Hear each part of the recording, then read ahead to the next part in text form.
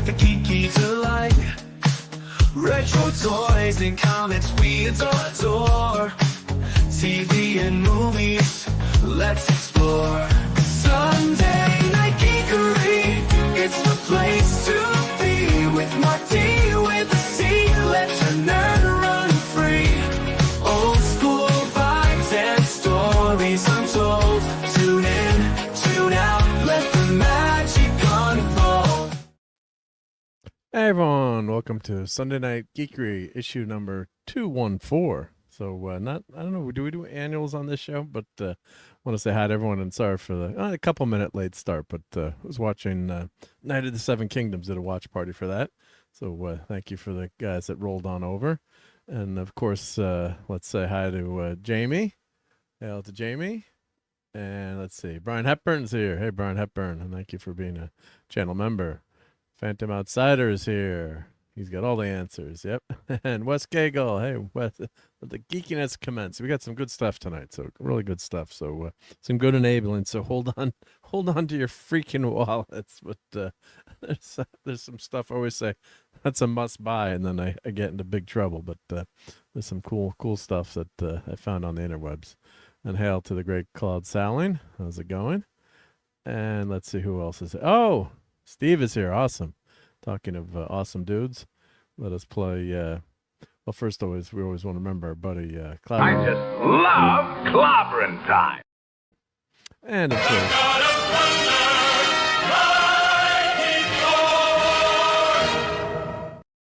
I think Steve wants us to play this then. Get those nerds! Nerds!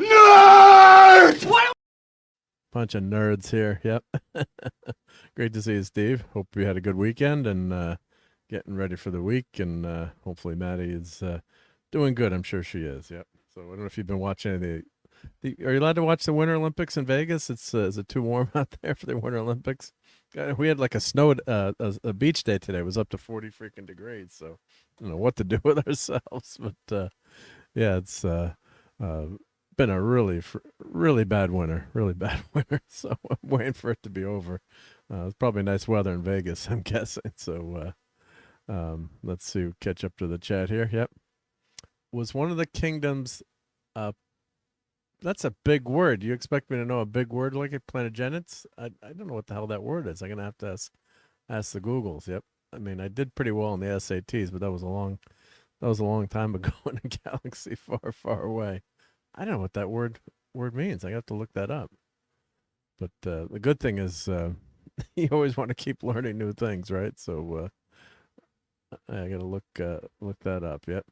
So let's let me get my stream set up here, because I always put I put the chat, pop out the chat so I don't miss the chat, because when you're in StreamYard you can't see some of the stuff that's going on. So let me get that organized. Boring behind the scene stuff.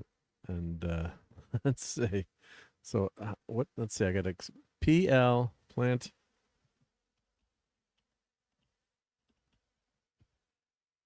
Okay. Powerful royal dynasty that ruled England over 300 years, starting with Henry II and ending with Richard III. Okay. I'm not up on my royalty. Well, Steve Mitchum is descended from royalty, though. So he knows his royalty. Yep. And hail to the great Power Ranger Donnie. Happy Power Ranger Super Mega Force Day. Hope everyone's well. Yep, doing great, Donnie. Yep, thank you. And let's see here. 2 out of 2 from Donnie. Early this afternoon marked 12 years since Power Rangers Super Mega Force debuted on Nickelodeon. Maybe an abomination to most, but I had fun watching it anyway. I don't think there's anything Power Rangers that Donnie would not enjoy watching. Am I wrong, Donnie? Let me know if that's true. Yep. And Steve has got great beach weather in the upper 60s there. Yeah, God bless you. Yep.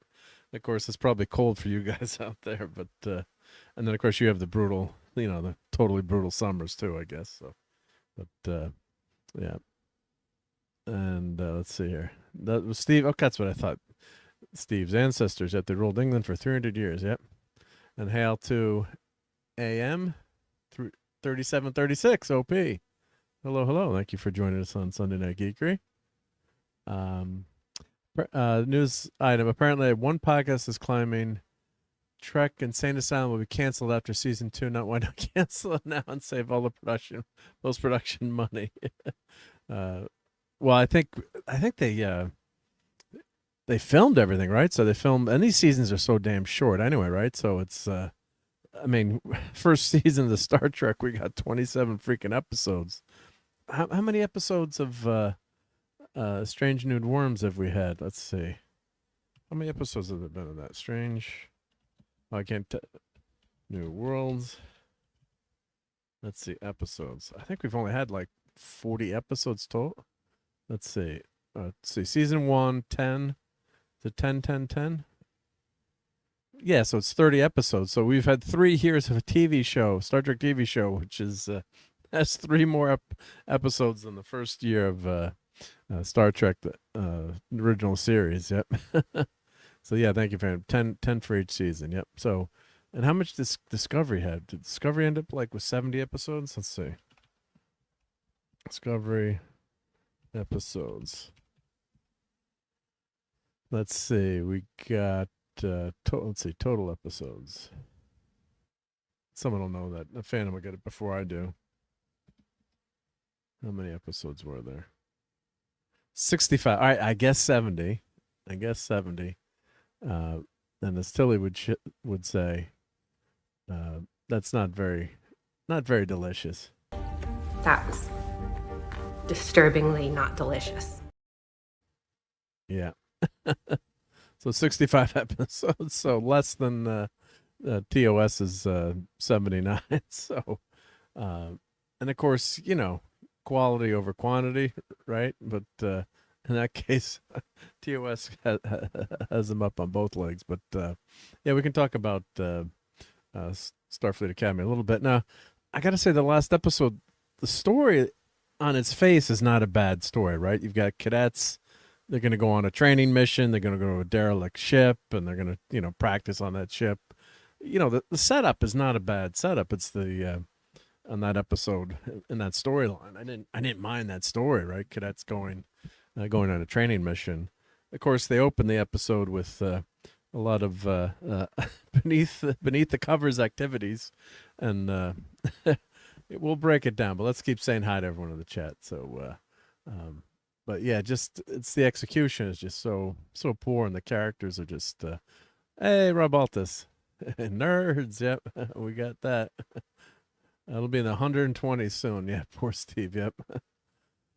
It got to be 44 here in it rain. Now it's going to go back down below freezing. So add another layer of ice to all that snow we have. Yeah, it's just because normally, I mean, the last 20 years, I'm going to say, you know, we've had these winters where I'm in Connecticut, so about an hour north of Manhattan. So, yeah, you get snow, but, you know, it would melt, you know, within 3 or 4 days, you know, but we've had snow since this big storm on the ground. And I got to say, though, although it's been a really cold winter, at least we didn't get, you know, multiple snowstorms. We had, you know, two small one big one and a couple small snowstorms. So it hasn't been too bad yet. Yep. I bet Power Ranger Donnie would not like Power Rangers Academy, produced by Kurtzman. I think I just swallowed my morpher. Oh, hey, we got a new sub, Editing Queen. Thank you for subbing. Much appreciated. Yep. And, yep, sub to Dad Man and the missus. They started filming season 2 back in August. It's probably completed for principal photography. Yeah, because I was at Comic-Con in October in New York City. They said, you know, they gotten picked up for season 2, which, you know, it's pretty rough to get canceled after one season. And they said they were going to start filming season 2. So season 2 should be 10 hours of producers telling us how very sorry they are and they will never try to be creative again. Yep.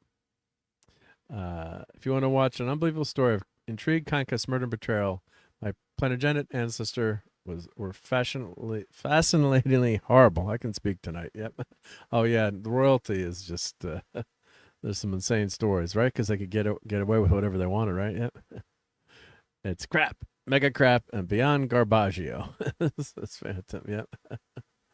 The alleged premise is the first class of reopened Starfleet Academy. So how were the other classes in the last 5 years? This is supposed to be 100 years. Well, I'm not talking about the logistics of the show, and just if you take that episode as a premise or that storyline as a premise, yeah, that.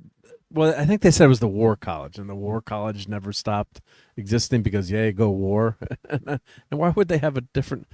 Did they ever say there was a different War College? In all my time reading about Starfleet Academy, maybe they would have, training courses or War College courses, but did they ever have a separate War College? I don't recall.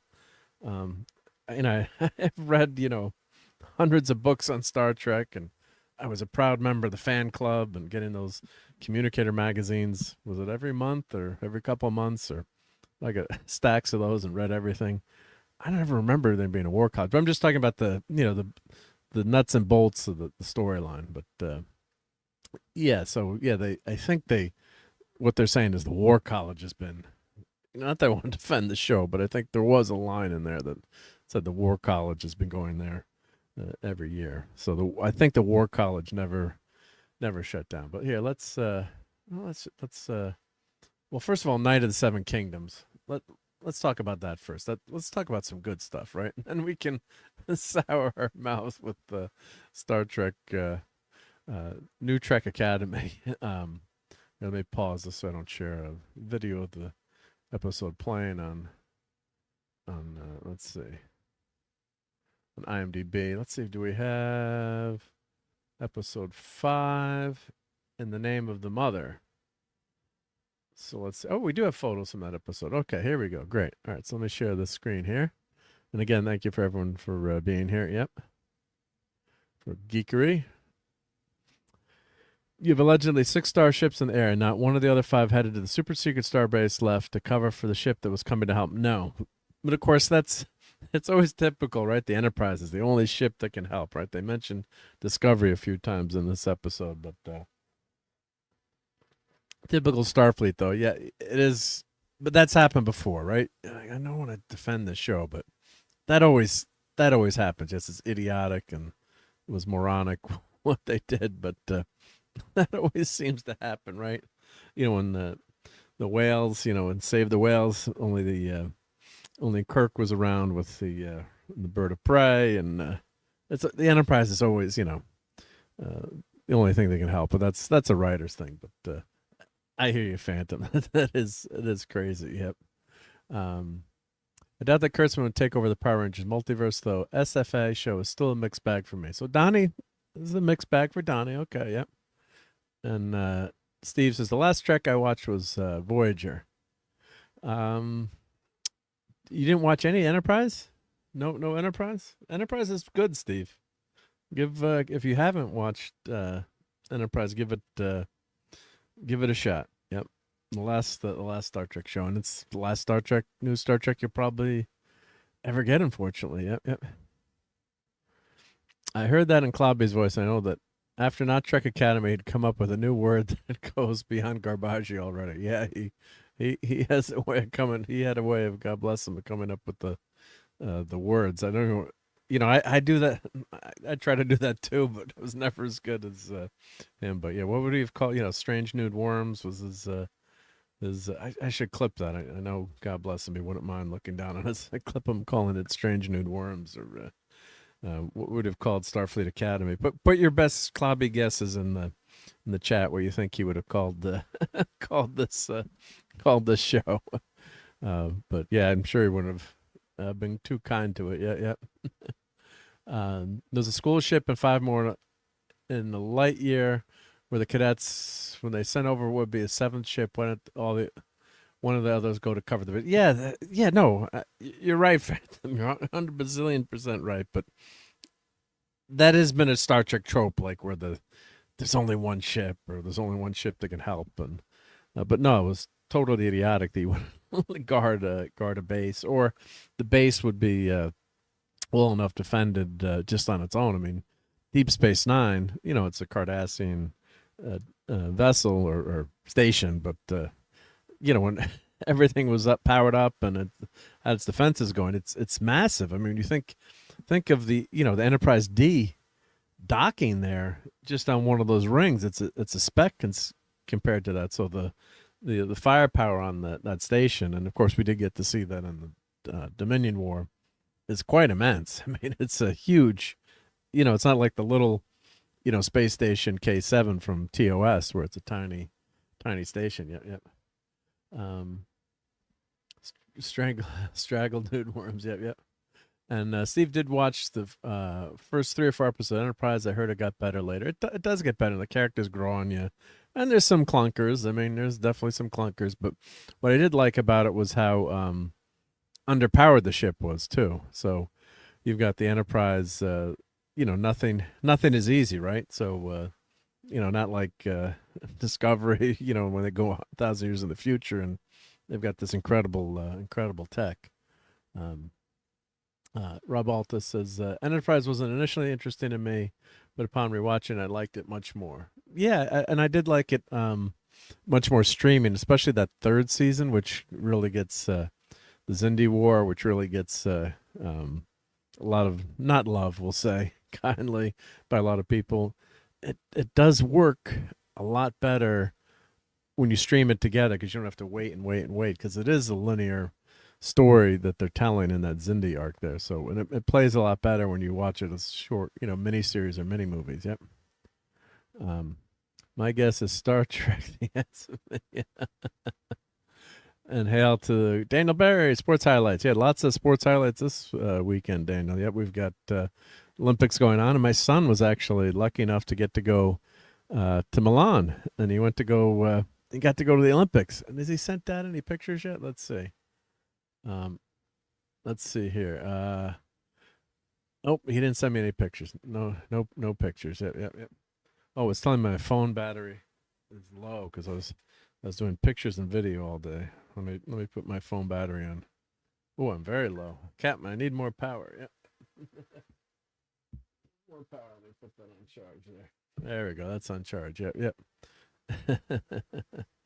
So, my wife just got home she went to see Wuthering Heights, which is the big movie the week or the weekend. So we're going to see how she went with all their girlfriends. So got to see what she thought of it. There are quite a lot of hunky men in that show, in that movie from watching the trailer. So hopefully the ladies had a fun time there. Yep.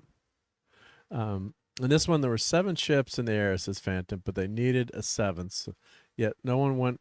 Maybe one of the other ships here could go cover the station like they would in a military organization. Well, they didn't graduate from the war college. They're running a war college, but they didn't graduate. So, yep. And Donnie says, as a fan of all generations of Star Trek, including the current era, I must confess, overall, season 3 of Strange New Worlds was a missed opportunity for me despite some aspects I endure. Hey, Thomas here. Hey, Tom, where is everyone? Just me tonight, but if you feel like popping in, or Steve, you got the link. I know maybe you got a lot of work to do. You're probably watching ice dancing or something on the Olympics, but just kidding. Just kidding. Howdy, Danielle. I'm on my phone, so I won't type the rest. Yep. Yeah, so this episode, as we're getting to In the Name of the Mother here, I was going to share my screen, and I got my bear of little brain. Forgot what I was going to do here, so let me share this. Yep, without the audio. There we go. Actually, let me share the tabs that shows up better here. Let me do that. Share a screen, and Tom gave me this tip. We've never known this, which is much better to share stuff this way. So, let's see. Even a few of the fans of Generations agree with fans of the 2005 era and how boring season 3 of Strange New Worlds was. Even Jesse Gender agrees. At the end of, I've only watched a few of the episodes of that 3rd season. Does Captain Pike's girlfriend get turned into a statue at the end of episode 10? I watched the episode and like she disappears and like they said she was the same as a statue. If someone could explain that to me, like what the hell is going on? Yeah, so I think she got turned into a statue at the end of the season. Because I'd watched the Gorn Not Gorn one, the Enemy Mine copy that they did. And then I guess when I went back, I'd watched Starfleet Academy, and then it rolls over Watch Next. So then it went to the next episode of SNW. So started watching it, and it was the season finale, and wow, it was a crazy episode, and didn't make any sense, I guess, because I'd missed the other episodes. But I think Pike's girlfriend get turned into a statue. It was really nuts. Yeah, yeah. Enterprise still did enough of its own retro changes for me not to care for it. Yeah, there's some stuff that doesn't quite match up. Zephyr Cochrane, changing that around, but it's still Star Trek, right? It never doesn't feel like Star Trek. But I can, a lot of people weren't fans of it, and that's why it got canceled after 4 seasons, right? I mean, I would say this is not Trek Arkham Asylum. No way would I trust any of the characters with a hand phaser, much less a starship. Yeah. The 5 other ships were allegedly Starfleet Federation ships, says Phantom. Okay. And hail to Kili Chow. Good midday from Hong Kong. Wow, across the country there. Yep. Across the world. Across the country. Across the world. Yep, yep. We're talking Starfleet Academy and Night of the Seven Kingdoms. Yep. Let's catch up to the chat here. 5 of the ships are allegedly already officers, but since there was no academy for 100 years, no idea how they were commissioned. I think it's just War College, and they were. Unfortunately, I watched Discovery. When they get into the future, they're still as Starfleet, but it's because there's no warp drive anymore. They're just they're completely separated, and they can't travel across the galaxy. Although the crazy thing was they talk about the ship that failed that had a singularity drive, and the nutty thing is the Romulans always use a singularity drive. They never use dilithium crystal. So this is really nerd speak. But yes, the Romulans would have had warp capable ships, but not the Federation. So yes, that wasn't the only way you could travel faster than the speed of light in the Star Trek universe. So yeah, really a big, and they mention it too, that they weren't able to duplicate, and they never mention it's Romulan technology. But of course, this could be an alternative universe, I guess, or however you want to explain it, not explain it. But that burn made where the dilithium across the universe blows up because a Kelpian has a bad dream made 0 sense. Totally crazy. Yep. So we went from the only ship in the air to we have half a dozen ships in the air, and no one is here is capable of doing their job. Yeah, and they weren't supposed to call up any other ships too, I think. And then all these other ships showed up. Yep. The Prometheus was that was a really cool experimental ship that would split into 3 different ships. Of course, the future design doesn't look that good, but yeah. Starfleet Luring Center. Yep. Compared to this Garbaggio, Spock's Brain was written by Shakespeare-level writers, as well as the Children Shall Lead, or Children's. Yeah, I think Children Shall Lead is worse than Spock's Brain. See, Spock's Brain is watchable on a amusing level, right? And you get McCoy going nuts there too. Yeah, the kind of singularity drive that the Romulans had during the time of Kirk 1,000 years before. Yeah. And Donnie says, yeah, Discovery was a missed opportunity for me as well, mostly. Yeah, you just didn't get to like the characters. Yeah. If I wanted to watch a superhero abomination, I'd watch Batwoman. That show broke as it almost broke me too. Yep. Man, that was a tragic show. Tragic. Yep. And speaking of things that broke someone, the recent War of the Worlds movie broke me overall. I didn't see that. I heard that was a really terrible movie too. Yep. And hail to Daniel Barry on the vertical side. Great to see you, Daniel, again. Yep. None of those are orders of magnitude better than this. Yep. So let's go to the good stuff, right? So we've got episode 5 of Game of Thrones, Night of the Seven Kingdoms, and Dunk's mettle is put to the test in the brutal trial of 7. Years later, Dunk finds himself drawn to the promise of a new future. So, yeah, what they do to, because the combat is relatively short in this episode, right?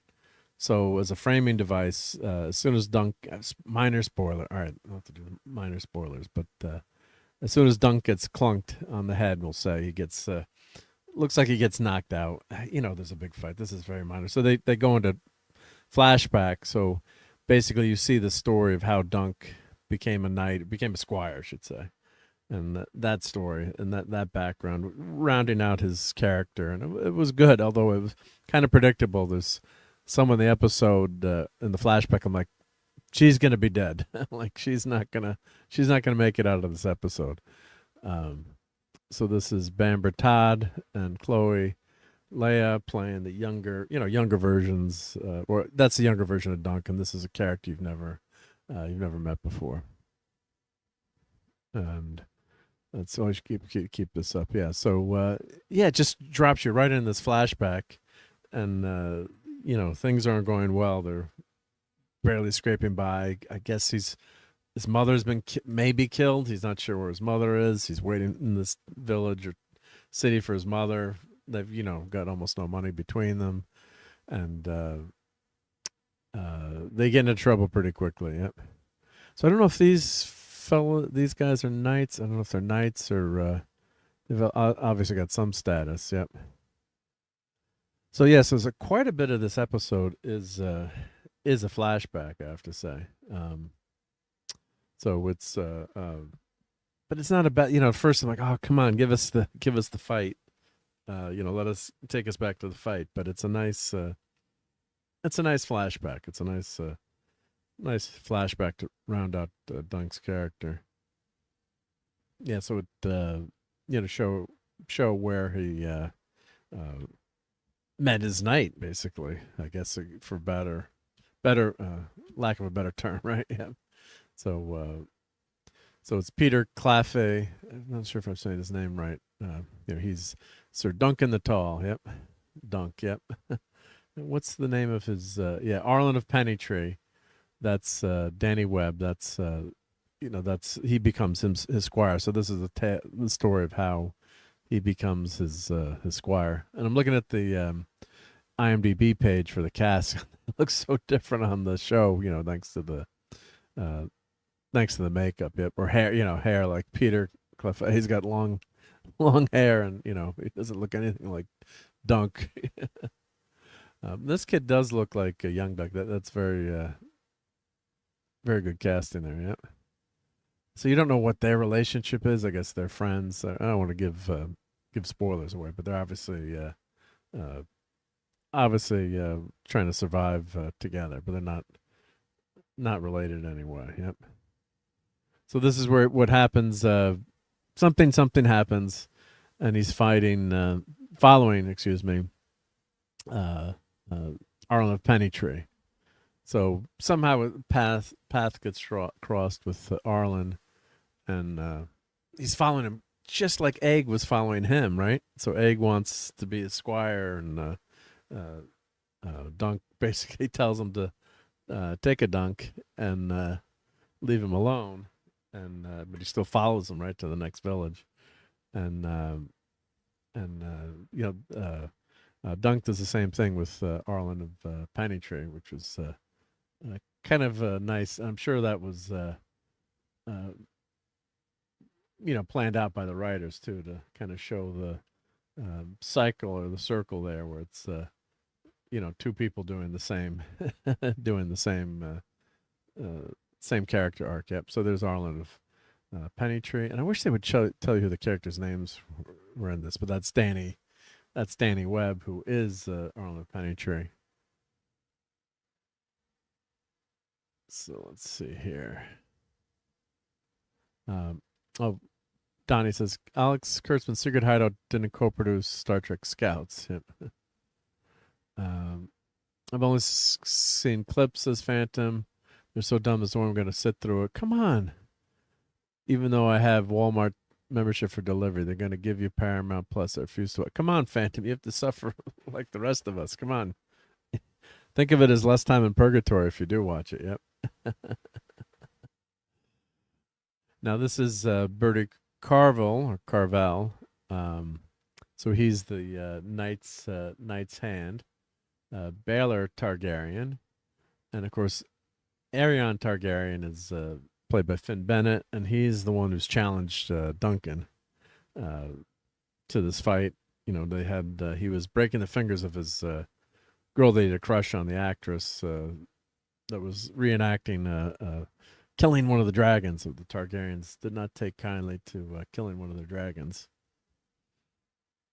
So he's a really great character in this, and he's of course the one that comes to Duncan's defense and says he would stand with him. And then this is Daniel Ings as Sir Lionel Baratheon, and he's quite the crazy character on this show. Really, really fun on this show. Wild, crazy guy that you like to party with. Yep. So let's see here, and then this is Finn Bennett as Aeron Targaryen, the bad guy, right? Yep. I think he's got this dragon flame armor. So of course this is the final, the final showdown, the final fight at challenge of 7-on-7. So instead of having a duel one mano a mano, he invoked an old kind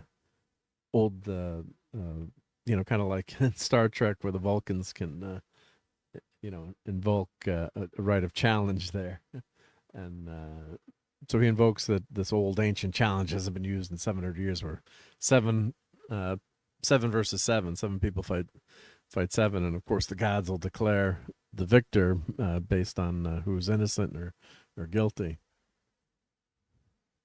Let's see, we got a lot of the chat rolling through here. Let me catch up to the chat here. Let's see. I went scrolled back too far. Yep. And then Phantom says, oh, I put that one up. Yep. You have a cadet that thinks she swallowed her comm badge. There's a red alert, and she's yelling, "Red alert, red alert." This week, a dead guy floated in space, and they escort her off the bridge. Yeah. Well, she had to go for counseling. Yeah. So, she probably will make a great captain someday. I mean, because what she's doing is kind of outside her comfort zone. Kind of like trying to eat macaroni and cheese. Sorry, I ordered mac and cheese on purpose. I'm trying new things because my comfort zone has become uncomfortable.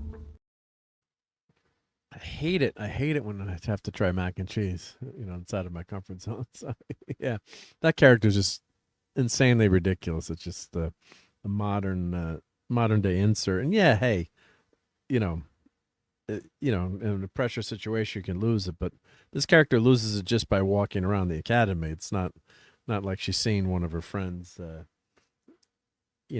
die or be killed, right next to her. Yeah, just she's a mess just to begin with. So, yeah, ridiculous. I don't know what the character's name is, but ridiculous. Yeah. I feel the same way about Alien Earth, but I do thank Overlord DVD for his recommendation. Alien Earth, it's good and bad to that. Overall, I just didn't like the storyline. Yep.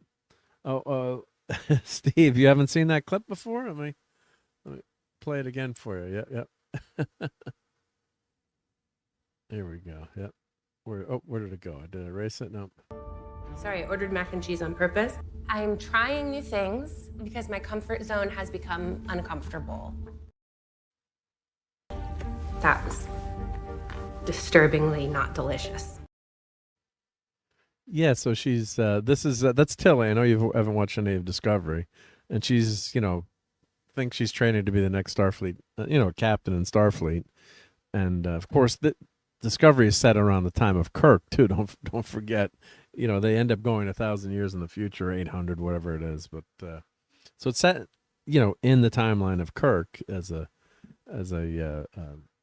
Enterprise, makes his appearance, and Captain Pike is captains the Enterprise for a year on Discovery, for season on Discovery.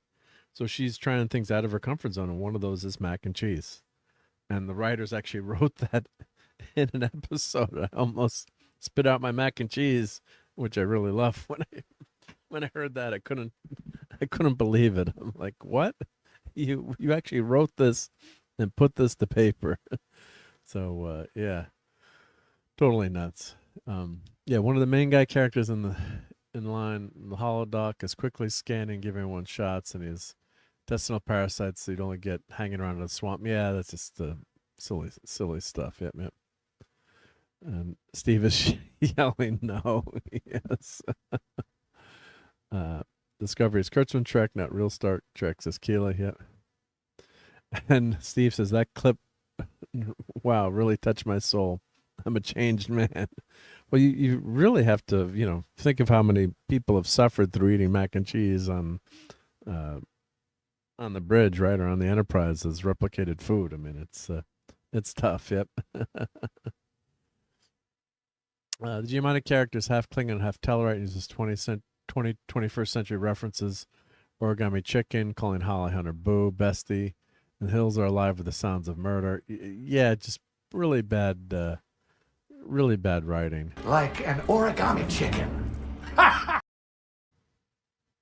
Like an origami chicken. Giamatti is typically a really good actor. Hey, Jamie Lynn Simmons, hail. Welcome to Sunday Night Geekery. He's just so over the top as one of the mustache. You just might as well have him twirling a mustache, right? And they couldn't have just done a Tellarite. Everything is they're all combined now, right? You can't do just a straight up Tellarite. Straight up. Of course, just everyone is. It's just a whole mishmash of characters, and it's just his character is just so over the top, ridiculous. It just destroys the episode. Just terrible. Yep. So, well, let's get back to Night of the Seven Kingdoms. Then I'll pull up some pictures of Starfleet Academy on this. Yep. So Dexter Soul Ansel as Egg, right? But it's Aegon Targaryen. So that was the big reveal. And of course, if you've read the novellas, you know this. But I thought, they're calling him Egg because of his shaving his hair off or being bald. It's short for Aegon, right? Egg. And just some more pictures here. This is before the combat begins, and minor spoiler, yeah. Duncan gets dunked on. We'll just say he gets the shit beat out of him in this fight. I'll leave it at that. So he doesn't do a Ray, right? He doesn't come out to fight Kylo Ren. When I'm watching that first fight in The Force Awakens, and I'm just waiting. I'm like, oh my God, she's gonna lose. She's gonna lose a leg and an arm. I'm like, what body parts is she gonna lose? She's got to lose multiple body parts in this fight with Kylo Ren, and then she's gonna come back and do the Rocky thing and train and fight. But someone's gonna save her last minute, but she's gonna be a mess. But no, she defeats Kylo Ren in a lightsaber fight, first time out. So with nary a scratch. But Duncan is not so lucky. Yep. If I go make some micro mac and cheese, will totally feel excruciating pain, because if that would happen, I got mac and cheese in the kitchen. Might, yeah, depending if it's is it Goodles, or is it the new healthy mac and cheese for you? Which I just bought to try some because it's been doing very well, but it's supposed to be like high protein mac and cheese. So instead of noodles, it's Goodles or Goodles, however you want to say it. Yeah. He's trying too hard. It's like another Harry Mudd and Disgrace rate. Yeah, just trying too hard and not subtle and way over the top. He's always on 111. We're going to 11 instead of playing it a little bit restrained. It's just he'd be a recurring character. All the hype of having him on the show, and he's even with the bad material, I think he's making it worse by being so over the top. Yeah. I don't think they've watched Real Trek yet. Remember Cardinal Sin? Yes, remember our buddy Cardinal Sin, and his channel still got all his great shows. So go if you haven't watched them all, go check them out. It's nice to do that. And the same thing with Klobby's shows. Go back in time and watch one of those. There's still a few that I haven't actually watched, so I got to go back and remember to do that instead of watching some of this cruddy Star Trek that's on. Yeah. Oh, Velveeta mac and cheese. Well, that's good stuff too. Yep. And sub to my buddy Paulie, the Latino Slant, and that was Klobby's first friend that he met on YouTube, who always told me it was so. Paulie, what a great guy he is. Of course, we know that. But tastes good, but it's very bad for humans. And Maddie saying, hail to Gil. Yep. Great guy, Gil. Yeah. All right, so let's see what's in this episode. Now, this is the father of Arion. What's his character's name on the show? Let's see, I'm forgetting what his. Oh, he's Makar. Makar. Okay, that's Makar, right? Yep, yep. So he's the father of Finn. Father of Finn. Yep. I believe, right? That's he's the father of Finn. Yep. And this is one of the knights that initially comes to the defense of Dunk, but then he switches sides at the last minute to become a lord. Yep, he sells out, but he's like, as he says, people have sold out for a lot less. Yeah, but they're all really well-rounded characters, and even though the episodes are short, like a half hour, you still get a lot going on, and not a lot of talking in hallways, as we like to say. So, yeah, I think it's been very well done, and if you haven't watched it, make sure you do. Yep, episode might beat Ozymandias a solid 10. Yep. Let's see. So we got some reviews already up here. Yep. Knight of the Seven Kingdoms fully delivers on everything it's been building towards up since episode 1. Yeah, because you're waiting, for this big fight, or something's going to happen, right? Watching this, and Duncan's going to become Knight of Renown, of course, right? And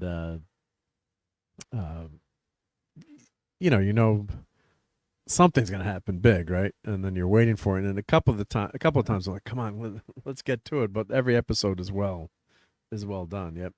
The tension, the character arts, the stakes, it all finally comes together here, and it feels earned in every step of the way. And that's what good writing does, right? It makes you, you're waiting for that outcome, and the hero's going to win, but what's the journey like? And then once he gets into a fight, it can't be an easy fight too, right?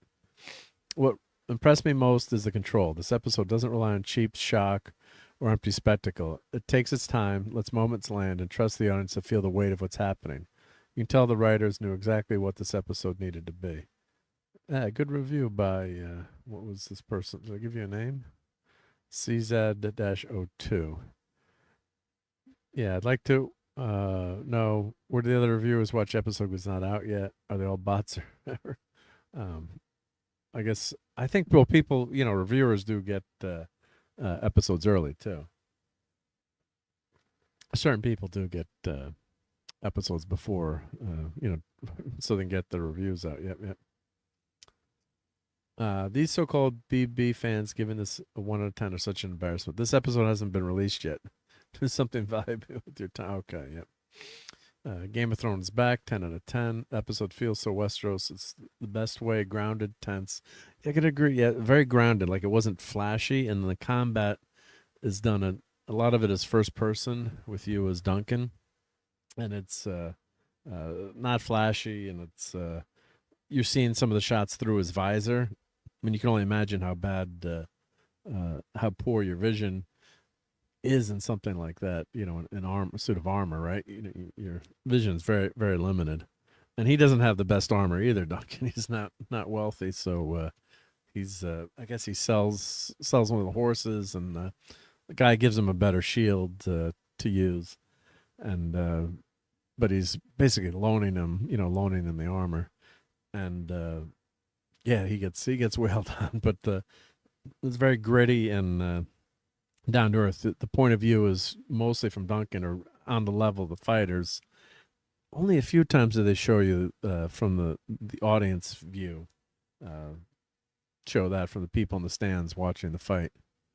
The politics and the fights hum in the background, but the real hook is the true knight. The tone is also exactly what I wanted, grounded and occasionally grim, but not joyless. There's wit, there's warmth, and that's the unmistakable Westeros flavor. This is charming, which means it will probably hurt later. If this is the baseline, we're in for something special. So, yeah, that's another really well-written review by Like663.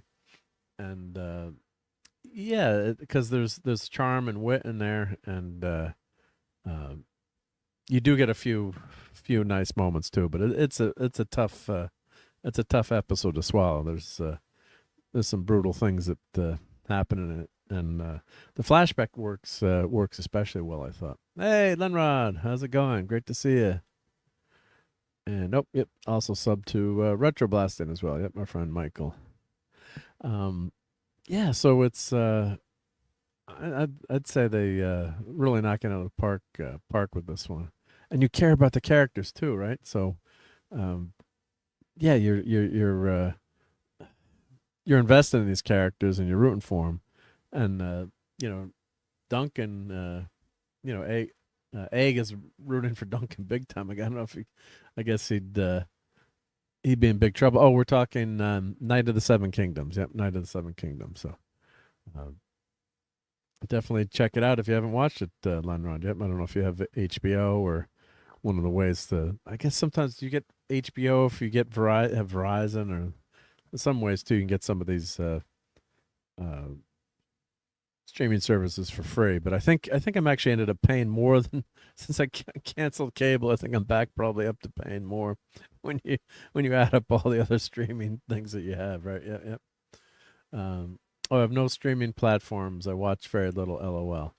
Well, I'm glad you're here watching on YouTube. So, but if you do have an opportunity to watch it, this is one of the shows I would say that's worth watching if you can find a way, or sub to HBO for 30 days and then watch it and then cancel. Right? But yeah, they have really great character development and some good build up to this episode. So really thought it was good. Yep. So we'll go on the high seas is the only way. Yep. So well, no comment there. Yep. But this is actually a show that I don't mind. You know, I pay for all this stuff, so I don't mind paying for this when it's good. Yeah. Can I write HBO Max off as a business expense for reviewing it? I guess. Let me ask the accountant. Yep. Always consult your accountant. Yep. Don't screw around with the government. Yep. Yeah. So let's. All right. So we got to do a little bit of Starfleet Academy. I guess everyone was interested in talking about that. So I'll show a couple of pictures from that. So let's go Starfleet Academy, and then we got some enabling. Some food stuff. Let's see. Starfleet Academy. Let's see. Do they have pictures from the latest episode? Let's see if I go to that episode. Here we go.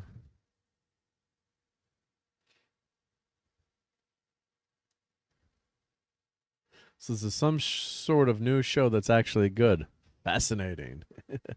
Yeah. It's actually good. Yeah. Oh, stop playing. I wish IMDb would never. It's got to be a way to tell that to get rid of that video preview always. Yeah. So let's see. Episode. Come, let's away. So as I said, this premise of this is not a bad premise, not a bad story to start with. Yeah. Cadets face a deadly new threat during their first training mission aboard a derelict vessel, forcing them to fight for their lives as Nahala turns to an unlikely ally for assistance. So Nahala is the captain.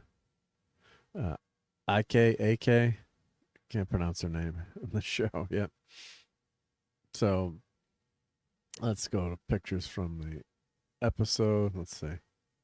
Oh, she's the computer voice. Oh, wow. She's very good looking for the computer voice. Yeah.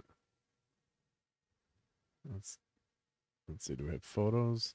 Oh, there's no photos. Yep. See, Night of the Seven Kingdoms already had photos, but no one really, no one put photos up. I'll search for photos then.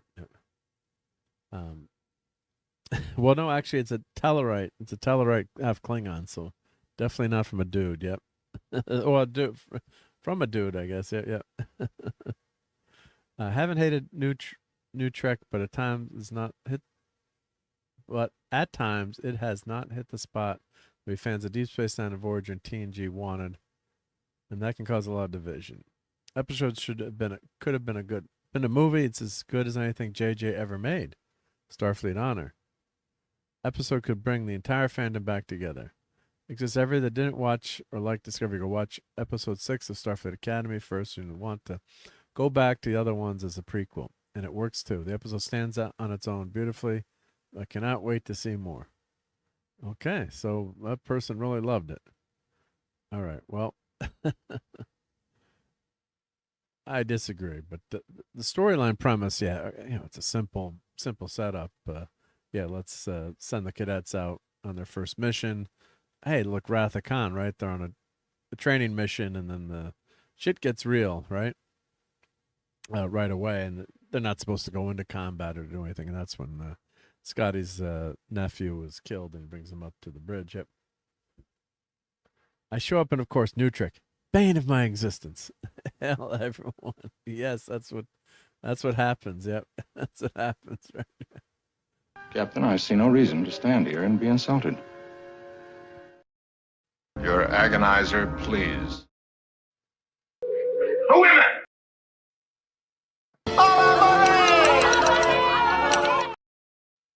We were talking Night of the Seven Kingdoms, and I kept getting dragged back into this too. Yeah. But I gotta find some photos of the episode, and their away uniforms look so stupid. God, they're just horrible, like laser tag-esque uniforms. So they just look so dumb. Let me see if I can find any pictures of this. Yeah, see, they've got like these football suit outfits on that are, like it's like you're wearing your shoulder pads as an outie, and yeah, just not a good look. Yeah, not a good. And they light up like they've got these LED lights with the. I just really does not look good to me. I guess it's kind of a riff on maybe the guard's outfit in Star Trek 3, but yeah, just very too plasticky and doesn't look good. And of course, we've got the big confrontation here between the two villains, and between the villain and the Captain Ake, and yeah, they're good actors, but just the material is weak, and it's just too over the top. And then she tries to change, like she's got the upper hand, and it all goes to hell. Yep. Wait, is that Michael Jackson as a Klingon? No, yep. On R.I.P. Midshipman Peter Preston, whose memory was co-opted by this stupid show. Pike wears this outfit through all of Strange New Worlds season 3. Okay, yep. Gore, for some reason, I don't like the term away mission. I prefer landing party. Yep. So that ship actually looked kind of cool too. The ship that was destroyed. I'm trying to remember the name of it. Didn't actually look terrible. Like, why don't you have, maybe because it was 100 years old, but like, why don't we have some better ships like this? And of course, the character of Sam is a hologram. Sam, I am a hologram. It's just a most ridiculous character. Just totally bonkers. And just, she's a hologram. How come she, can she change her appearance? And then she gets injured in this episode, but it's just, and she's a blithering idiot like most of the time. And you'd think that she would have, act more like a Vulcan, or act more logical. Yep. I did not like the Captain Gaddafi and the pig vomit scenes together. USS Miyazaki. Yes, thank you. Yeah, Miyazaki. I thought the ship looked kind of cool, actually, or for what you could see of it. At least it had attached nacelles. It looks semi-decent. I'm trying to pick out some of the things that were good in the episode. Now, Ismandi, that she's got super, I guess she's like Charles Xavier on this show, probably, right? She's got amazing powers. And she takes her inhibitor out, and she basically can wipe out all these aliens across space. Kind of like a combination of Darth Vader and I don't know, but she's got some insane powers that this, she can hurt people without this inhibitor, and it's kind of ends the episode with this with these powers that she's got. It's just really really crazy. And what's her name on the show? Let's see, the actress's name. That's Zoe Steiner, Tamira Sadal. Yep. So yeah, just she's got some crazy crazy mind powers. Yeah, incredibly powerful. So yeah, what's her? Let's see. Of course, she's the ambassador's daughter. Yep, yep. Trying to look up what. How did they explain that? I guess that she hurts her dad. Oh, that's why her dad does sign language, right? Because she blew out his auditory nerve. Although you were thinking 900, we can already cure people from being deaf for the most part with the cochlear implant. So we'd think the Betazoids would be able to do that. Yeah. The ship was similar to the Reliant, but as a drive section. The nacelles angle doesn't, because it's a Ramen style ship. Yeah, the ship design still did okay from the Trek games. Yeah. So I thought it looked decent. Yep. Hey, Lemon Pie, how's it going? So they get some moments of tension, and of course, but they're fighting these like crazy cannibalistic aliens that they just can't wait to eat the crew. These kids, and I guess in the whole, I'm spoiling spoilers away because I don't think people care too much. We've already watched it by now. I guess there's something on the space station, so this is all a ruse to deflect, pull the Prometheus in and pull it to try to help rescue the cadets. Meanwhile, they leave the space station totally undefended, and Noose Braka gets and the Furies, who are like half bat, half human, cannibalistic creatures, who, well, they like to eat aliens, I guess. So, great craziness. Yep. So, but some of the characters do meet their end. So there is some gravity to the situation, but you don't. The interactions are just so hollow, and the hologram is just so out of place, and technically, so overpowered. Of course, they get the ship kind of working again, but if you've got these powers, this intellect, or this computer knowledge behind you, you would think you wouldn't act like a total idiot. So, and the Admiral sometimes is okay, but yeah, he's he just gets stepped on. He might. The Alien Furies are part. Oh, did they say they were part human, Teague? I must admit they're part human and part bat, I guess. But they're always in pain, I guess. Yeah. I must have missed. I knew I heard something about Bat in there. I was wondering if Bruce Wayne was going to show up. Yeah. What the heck is the title of this episode supposed to be? It's some terrible bad English or something. Yeah. Come, let's away. Yeah. Well, they didn't. They were on Wheel of Fortune. They ran out of vowels. Yeah. So he's the head of the War College. Chancellor Kelrick. Yep. So he gets stepped on all the time. And of course, he's the big bad guy, right? Because he's the head of the War College. Yep. So I guess the idea of this episode is to have a training mission, and they get together and supposed to bring the cadets together. But it just shows how Starfleet's a bunch of bumbling idiots at this point. And they're right near Earth, so they're from San Francisco. So you think, as Phantom mentioned, they have a bunch of other ships, but they still can't figure out a way to rescue the kids. So it's without screwing up, right?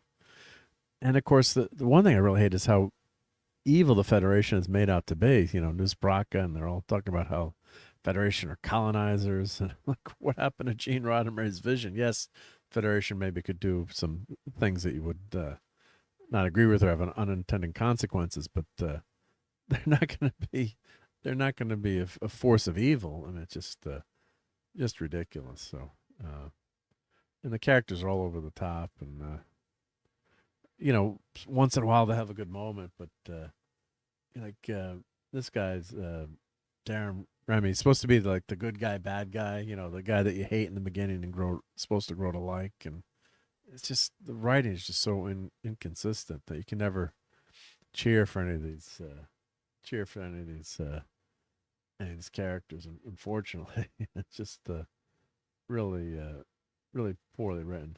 And I guess we haven't gotten Tilly yet, right? We're supposed to get Tilly this season, but we haven't gotten her yet. So waiting forward to see if they serve her mac and cheese on the bridge. Yep, yep.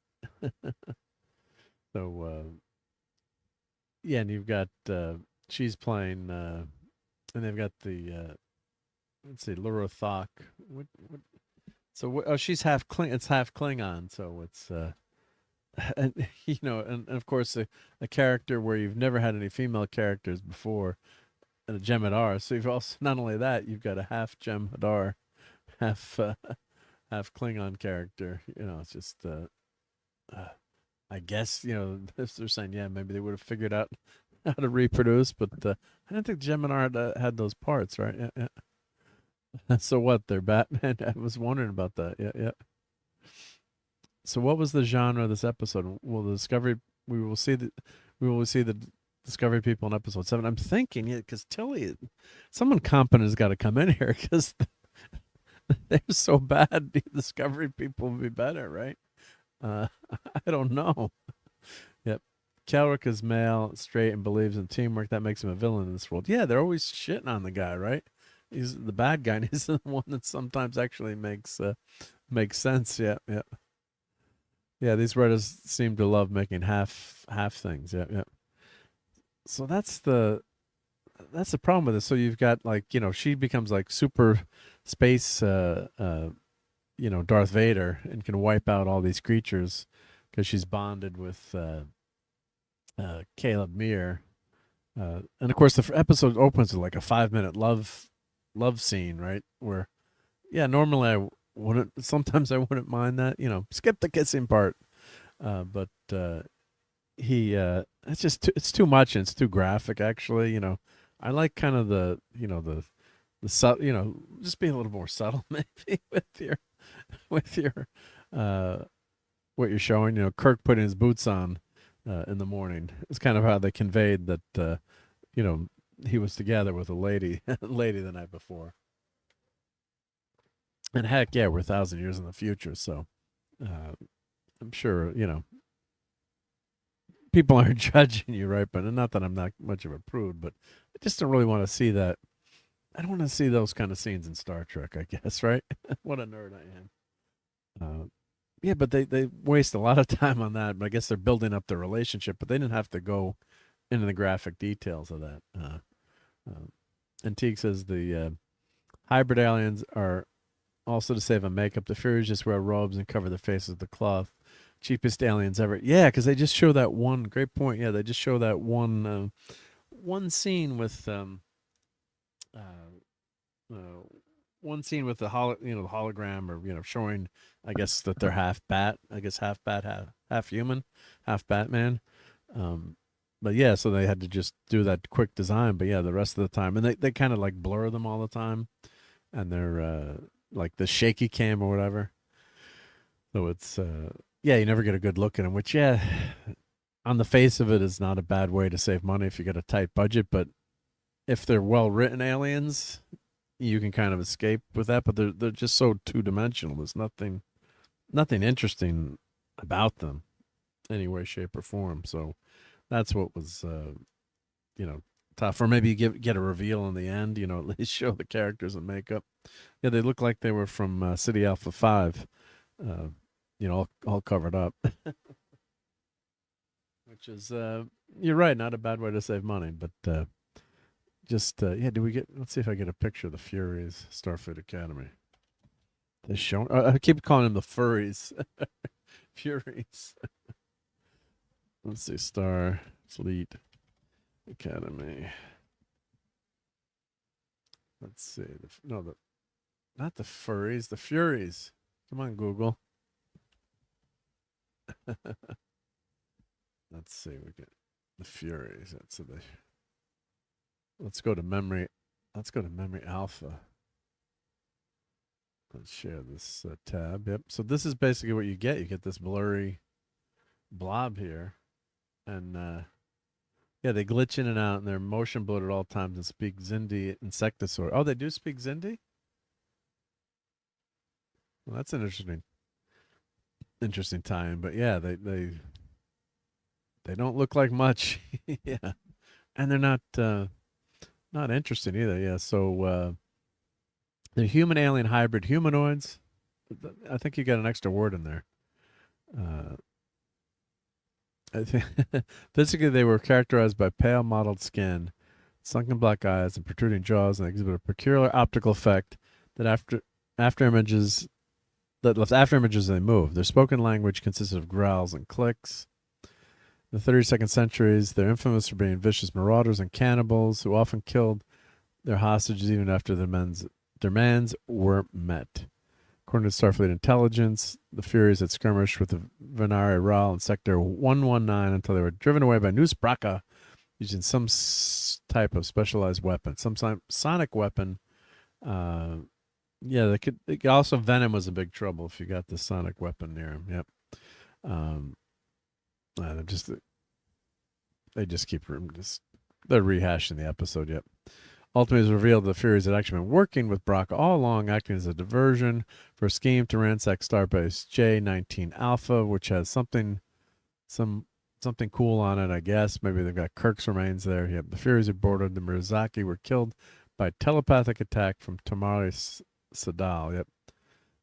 Episode Come Let's Away. They've got some pictures there. Warning: this article might contain spoilers. Yep.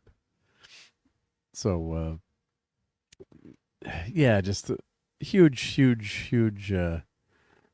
miss. Again, not surprising that they did this, but is there a glimmer of hope there? I don't know. I don't think so. I think it's supposed to be Cindy, but that's what we hear. Okay. They could end up being the insectosaur race. Yep. Well, that'd be interesting. What I want to know is how the aquatics, how did they actually make spaceships how do they have electronics in underwater? I want to know how the aquatics were able to evolve and become so intelligent and build spaceships. That I never understood either, right? Like, how are your electronics going to work in the water, right? Yep. Admiral Vance had no context on the Furies, a dangerous enemy in their training area. This is like aligning a German camp in Jersey during World War II and deciding not to think of it. Yeah, because you would, or if you're going to, why don't you just pull the ship back? They have something called the tractor beam, right? You could tow the ship back to a safe area of space. And they mentioned at the beginning of the episode, like, sections of space where, everything was safe until the burn, and now there are areas that are dangerous for the Federation to be. And, or if you're going to do something like, you'd have like 20 ships, around the training area. So no one's going to mess with you, but no, they don't do that yet. Yep. Oh, Steve Van Winkle is going to hit the hay. Have a good night, people. Yep. Great to see you, Steve. And, thank you for stopping by, and say hi to Maddie. And of course, if Steve is on his way out, we'll play his theme song.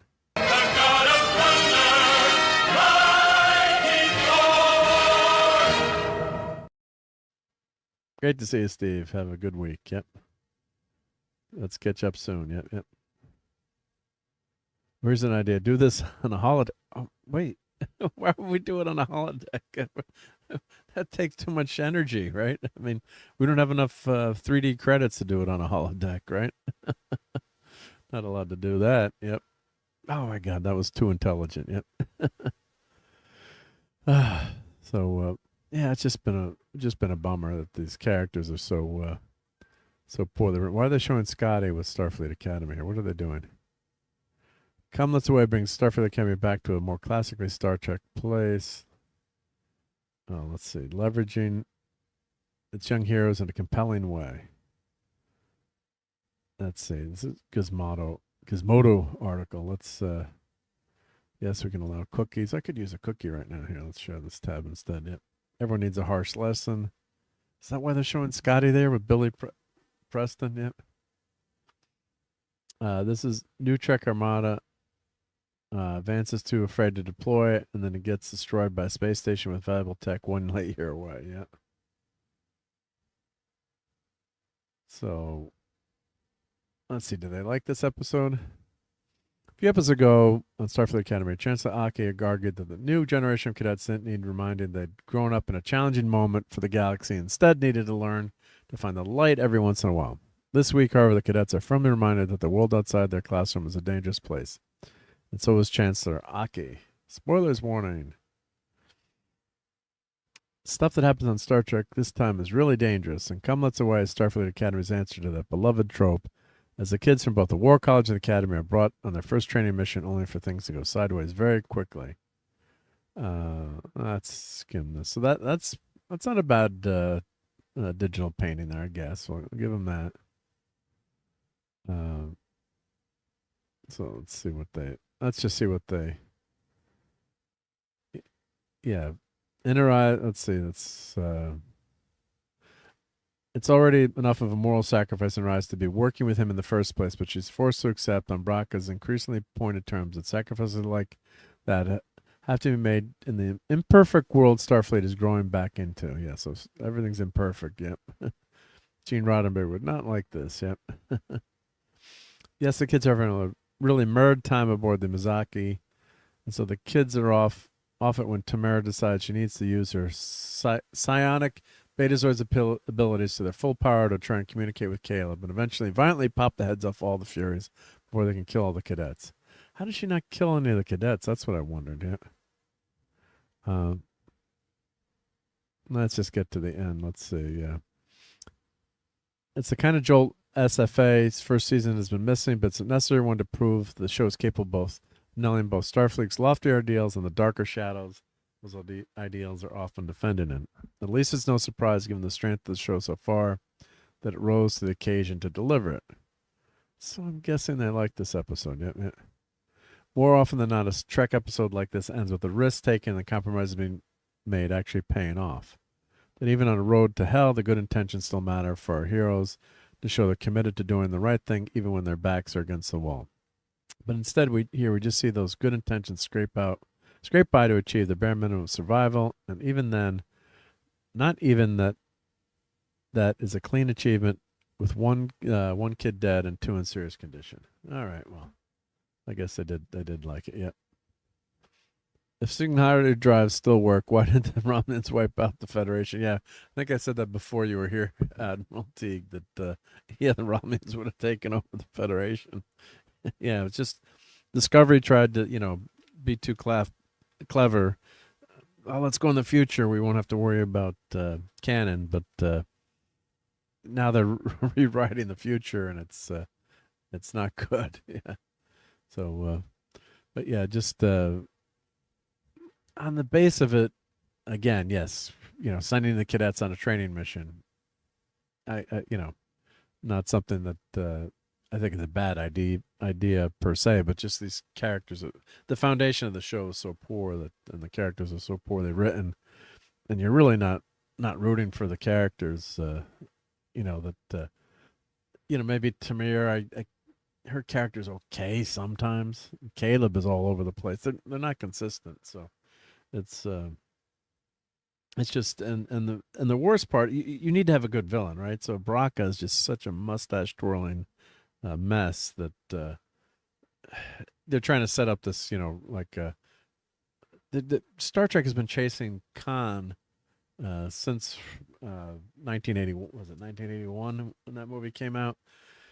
So unfortunately, the success of Khan, kind of like the Dark Knight Returns, ruined Batman in a lot of ways, where everything had to be dark and depressing, and that was supposed to be an Elseworlds tale. And as much as Wrath of Khan is, my top favorite, probably top 5 movies of all time, but it kind of, just ruined, ruined Star Trek in terms of looking. I shouldn't say ruined, but contaminated, writers into kind of looking for that next big Khan or that next big villain when it's not organic to the story. So you've got this over the top News Baraka who, is just twirling his mustache and chewing on every line, and Giamatti is just the wrong. I don't know if I would say the wrong person for it, or if just because of his. I don't know if anyone could have done anything with the script, but there's really no tension here. That's just made for TV. A Hollywood moment. It just doesn't land. And then they leave him alone with her. It's like she's about 3 feet tall, basically. I mean, he's just half Klingon, half Tellarite, and there's no security on him. There's nothing. They're not holding him. It just makes no sense. Yep. And Teague says the singularity drive is from TNG and they're for 700 years old. They can't replicate 700-year-old tech. As far back as Marco Polo's lifetime is to us, but they're below the tech level. Yeah, that as soon as the burn happened, yeah, we all were saying that, and obviously they didn't. Those writers forgot about that. Yep. And Caleb says, "Oh no, I tune in when Starfleet is on. Just my luck." Well, we're gonna switch gears in a minute. Let's switch to something. Pull out your wallets here. Why don't we? I got some good enabling stuff, and it's Star Trek related. So let's pivot to that. So let me call up. I have a Sunday Night Geekery show notes Google Doc that I have, and every time I see something cool that I think will like on the show, I save it. So in my list here. So this is something really cool, and I haven't bought any of these figures yet. Let's see. Let me pull this over. So yeah, enough of News Baraka. And prepare to grab your wallets. Engage. Yep. So this is going to bankrupt us all. So here you go, Caleb. Yep. But here, let's play a few more Star Trek clips to get that out of our system. Your agonizer, please.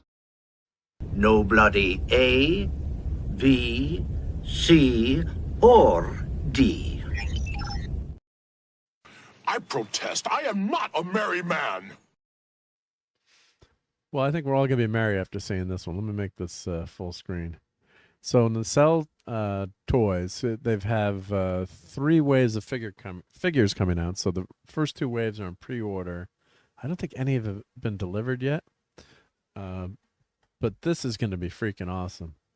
So what this is, they're making the bridge. So I have the model kits of the bridge, and as a kid I made the bridge. Oh, Courtney's here. Awesome. Hey, Courtney. Hey, did I just hear the bridge? Did I hear that word? Yes, the bridge. Yeah. I tuned in right in time. You're going to buy this, I'm sure. This is going to be on your Christmas list. As soon as I watch Star Trek, right? Yeah, well, Nick Wise is going to be buying this. Yep. So, yeah. So how you been? What's up? What's new? I don't know. I'm glad glad you were still going. When I tuned in earlier, you were doing the live watching thing, so I didn't realize that that you guys were going on. And hello to everyone in the chat. Yeah, it's great to have you. Yeah, I didn't realize it was just you. No, it's just me. We've been well, the chat has been awesome tonight, so thank you, chat, and been riffing off of them. But yeah, it's I wanted to watch. I'm like every week, Game of Thrones, Night of the Seven Kingdoms comes on at 10, and like you can't talk about it. I haven't watched it, so I'm not going to talk about it. And then when it's a week old, so like let me just do a watch part. I'm going to watch it anyway, so I might as well go live, and I don't know how good it was, but or I have to get someone else to join. I plan for next week have someone join me to watch it so we can react to it. You have 2 people reacting. It'd be fun. So, but yeah, so it comes out at 10 o'clock East Coast time. So I just figured do a watch party for that. But then, so we've been talking about Starfleet Academy, which I know you don't watch, and then, but I learn every time.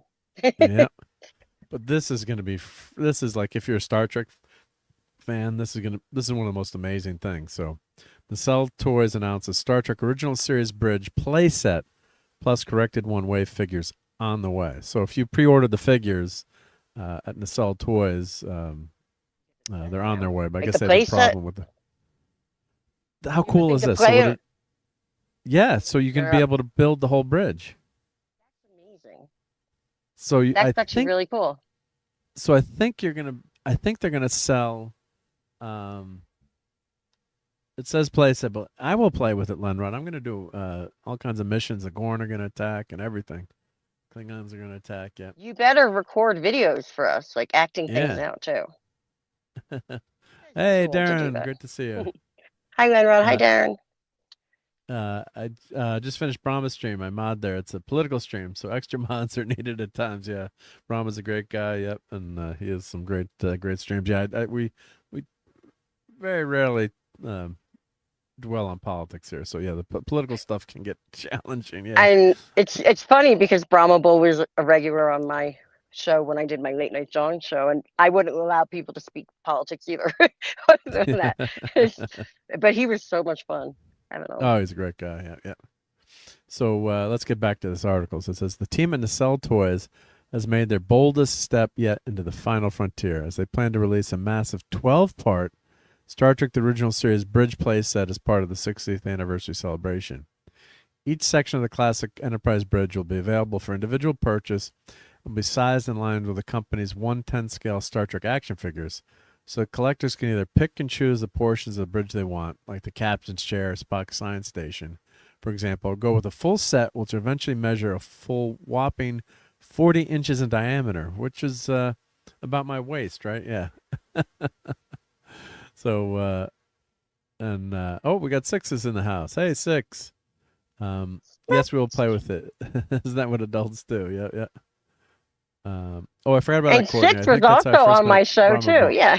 Okay. They were my original crew, my OG crew. There you go. And Pete and Hopcast. Yep. Nice. Yeah. So look, this is gonna have lights. I mean, I'm a kid again, and I'll have to buy. And I guess I don't know if they're gonna sell them the figure with the playset, or the playset is gonna be separate. I'm guessing it'll be separate. Probably that's all. Let's see what the article says. I'm forgetting. Is this what you were showing a little bit of at the end of the toy stream you did? I might have. Yeah, I might have shown a little bit. Yep. I might have put that on. Yep. Because I'm like, why did I see this? Yeah, I think you did. I might have. Yeah, and I'm forgetting. Yeah. Yeah. So, yeah, Lenrod, 40 inches in circumference. Yeah, so it's huge. So, I don't know. I'm gonna have to build another another shelf somewhere. You know what's fun to do? You could do half and half, like show half of it. Although, where do you put the captain's chair? But so the collection will kick off with a monthly bridge piece. So I guess each month you get a new piece that connects together to create a massive bridge over the course of 1 year. The exciting release invites fans to build their own, and they better finish it. God, please, everyone buy this so we don't get like 9 of the pieces or 10 of the pieces. Yep. Oh, that would be frustrating for you guys. Yeah. Like that would suck. Each month we'll launch a pre-sale for a unique bridge section that will connect together to create the Star Trek bridge. This is a must-have collectible for fans of Nacelle's 1/10 scale Star Trek action figures. So, yeah, I'd love to review this, Nacelle, if you're watching. Send me a set. I'll be glad to review it. Yep. The 12 bridge sections, which stretches to approximately 40 inches in diameter when complete, will come together to form a full display-worthy original Enterprise bridge playset, offering fans a collectible centerpiece like no other, unlike any other. Yeah, because I have the Migos set play bridge, but it's it was just fun, plastic little playset. So the 12 segments detailed in the graphic below will not only have detailed representations of each station, but also feature lights and sound components. Oh my God. The playset will then be a match for Nacelle's already announced third wave action figures based upon the crew of the original Trek series. Okay, so they'll have the original crew, you buy that, and then you buy the playsets. The segments are expected to be released on a monthly basis. This won't be all at once if you're going broke. You'll have to figure out exactly where in your home it will fit. Will your wife put up with it? Yeah. 40 inches require a separate room addition. Yeah. And there's a factory entertainment one, says Brian, that's 1/18 scale. So what scale would this one be then? I guess it's 1/10. What scale are these figures? 1/10. Okay, 1/10. Yep. Yeah, so here's the image here. Wow. So yeah, 110. Oh, it's right there, 110 scale. So, and here's the classic layout of the bridge that all us geeks and nerds know by heart. Yep. Mark, So did you take down your Wookiee yet? Your your I Chewbacca? did. I took down Chewbacca this week. Yeah, yeah. I Was was your at my mom mom's happy? house. She was happy. Well, the problem was one of the reasons that got me over there for an extended period was some pipes burst in her house, so it had warmed up. So unfortunately, it gets really cold, and then your pipes freeze, and it's fine, right? Because there's ice blocking the pipes, and then once it warms up, the pipes open up. So unfortunately, I got a call on Tuesday morning that there's water pouring into the kitchen from the ceiling. I'm like, oh no! That I'm like, happened in to the me in kitchen. college in Boston. Yep. That stinks. My mom just Yeah. didn't have heat. Her furnace went out and they couldn't fix it because it was so cold. Oh God, yeah. And then then your Dale? pipe. Yeah. What they should do is, turn the water off in the house, or drain the Water is pipes. usually Yeah. what they do, right? Like, Yeah, they but that's what drain we it. used to do in Colorado. We would keep the water dripping so the pipes Yeah, wouldn't we keep it on. freeze. But well, this is the radiator. This is the radiator pipe that went. So Oh, I didn't catch that part. yeah, That no, sucks. That's yeah. bad. So that's really, really freaking bad. Yeah, yeah, Poor mom. yeah. So we caught it pretty quickly. Like the other time that it happened, it was it was going and going for quite a while. So but Well, yeah, you made up for keeping a gigantic Chewbacca in her house for yeah, too yeah. long. She was so I was over there, and then had to do a lot of cleanup and stuff. So yeah, it was it was a pain. So then I was there to take Chewbacca down too. Yep. My buddy So Dale in the chat too. Hey Dale. hey Dale, thanks for joining. Oh, there's Dale. Yep. There we go. Dale's in the house. Thanks for yeah. So and then also I guess the announcing that the wave one of this collection there was some screw ups, so they're eliminating some quality control issues. Resume shipping before March 1st. So, and I've got to buy all these. I got to buy all these figures too. It's just I got to come up with some money somehow for this justify it. But Just keep working forever and ever and ever. Yeah. So here's the part like we had a big problem with our car or with our Jeep or our 2008 Jeep. It was $2,000 to fix. So. Oh yeah, don't even talk to me. My car's about to not run ever again, probably. But right, so it's like, yeah, God. Cars. Stuff. Jeez. Yeah. You bent my Wookiee, Ralph. That's what I was giggling at before, because I said because I called Chewbacca the Wookiee. My Wookiee, yeah. I guess the view screen is going to be. I don't think they're going to go all out and put an LCD in it, but they could, right? Put a little mini They LCD should in there. for all you guys. You'd be stoked. Yeah. I mean, screens are pretty cheap now too, so they could do maybe a basic screen that could change, cycle through some images, I think, or make that one a little bit more expensive. Yep. Yeah. By the way, hey, dude, bro, on Rumble, thank you for joining us on the Rumble side. Yeah, keep the water flowing, and that usually the radiator pipes aren't going to go, but that was that night when it was like 60-mile-an-hour wind, and my mom is like kind of near the water, so it's coming off the water, and then there's no trees blocking. It's like brutal there. It's always like really windy gets there. So cold in New England. Oh my gosh. Yeah. I mean, Boston is colder than Colorado. It feels colder, I should say. Yeah. Than Colorado. In Colorado can be like -40 up in the mountains. It still feels colder in Boston.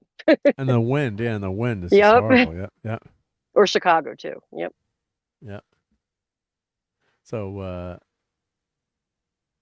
so here's wave 3. So of course we're getting Kirk, Spock, McCoy, Uhura, Sulu, Chekhov, Scotty, Chapel, Rand. Is that the first Rand figure? We might have had Amigo Rand. We've had Nurse Chapel before in Playmates. Did we get a Rand in the old Playmates line? I can't remember. And a surprise 2-pack. I wonder who. I bet you there's we'll get Kyle maybe. We'll get one of the red shirts. Maybe Dr. Magingba. I can't pronounce his name. The doctor. I'm laughing. I'm You're laughing. laughing. No, you I did this at butchered the it. toy stream, and I thought you said we were joking because I said I Tupac. can't pronounce his. You said Tupac, Yeah. and I said Tupac. Tupac. Yeah, yeah. Yeah. That's awesome. And yeah, My you couldn't employer- pronounce that other guy's name either. I last can't pronounce time. anything on stream. Oh, just forget it. Just forget it. Yeah, yeah. Oh, dude, bro, that's you. Rumble is Darren. Okay, that's Darren. That's Darren. Okay, dude. Darren, you're dude, bro? I didn't know that either. Yeah, on Rumble. Yep, yep. I'm a I like bear the of a little name. brain. Yep, yep. And Caleb says, my employer had their pipes freeze and burst. They decided to turn off the heat over Christmas break to save money. That's what happened to me Oh in my college. I didn't Oh turn it my off, but the God. people above us left their window open in Boston and went home for spring break. And we came home and there was a waterfall coming through like the light in our bedroom, like the overhead light. Oh my God. And my dumbass decides to go start unplugging things, and I'm standing in a foot of water. Needless to Oh my say, God. yes, you can guess what happened. And then You I got proceeded to zapped? get yelled at. Yeah, I got zapped, and then my boyfriend in college he was like, "Get out of here! What are you doing?" I'm like, "I don't know. I'm trying to save our electronics." Like, I'm so dumb. Yeah. Ouch. Ouch. Yeah, yeah. Painful. stupid. Yeah. It wasn't a bad zap, but I definitely got zapped. And then he just looked at me like, "Get out of here!" Get out of here. Yeah, yeah. So, yeah, I wonder who the 2-pack is going to be. Yep, for that. So this is, wave 4. We got wave 4 too. Cisco, Sava, Crusher, Data, David Marcus, Jean-Luc Pihard, John Harriman. Yeah, we'll be ready on Tuesday. Tom Paris, Chekhov, and finally a Hoshi Sato figure that's not in the spacesuit. So Teague, you've got to get that figure. Yep, yep. And thank you for this message, Darren. Yep, hit that like button, share the video out, and please sub. Yep, always make sure to sub. Yep, thank you.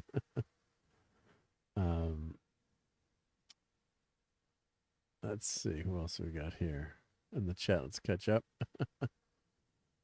Yeah, Hoshi finally. Yeah, yeah, because we got. Oh, and hail to the real head case. Yeah, because the only Hoshi we got was in with her spacesuit. Yeah. So Deep Space Nine season 6 look. Head case. Oh, Beverly Crusher, some Sub Rosa. That's right. Yeah, when I read this, yep, they're making fun of Sub Rosa in this. Yep, yeah. That's just hysterical. Yep. The Captain Proton outfit for Paris. Yep. Hoshi Sato. Oh, from In a Mirror Darkly. Oh, wowzer. So that's going to be the that great getup. Yeah. Empress Hoshi. Oh, wowzers. Ooh. She's quite the looker in that one. Yep, yep. Oh, and this was so Beverly Crusher. Gates McFadden was talking about the Sub Rosa episode. Yeah. So and there's wave 2 there. We got Janeway. We got Nog. I really do want to buy all these. Yep, yep.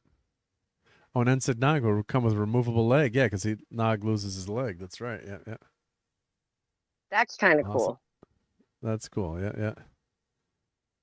And that was a really good episode. Yeah, the Year of Hell. They should have done more of that in Voyager. Yep. A Nog with removable leg. Yep. Deep Space Nine. And let's see. Uhura, of course, this is the wave 3 now. Uhura. Oh, that's how it's spelled. I could not figure out what that word is that you kept saying. Uhura? Uhura? Uhura. Yep. Uhura. Okay. Yeah, yeah. And we've got Tuvix. That's a must buy. Yep. That controversial episode. Oh man. I like the Generations horse. Kirk on the horse. Yep. We're getting the horse? I guess we're getting the horse.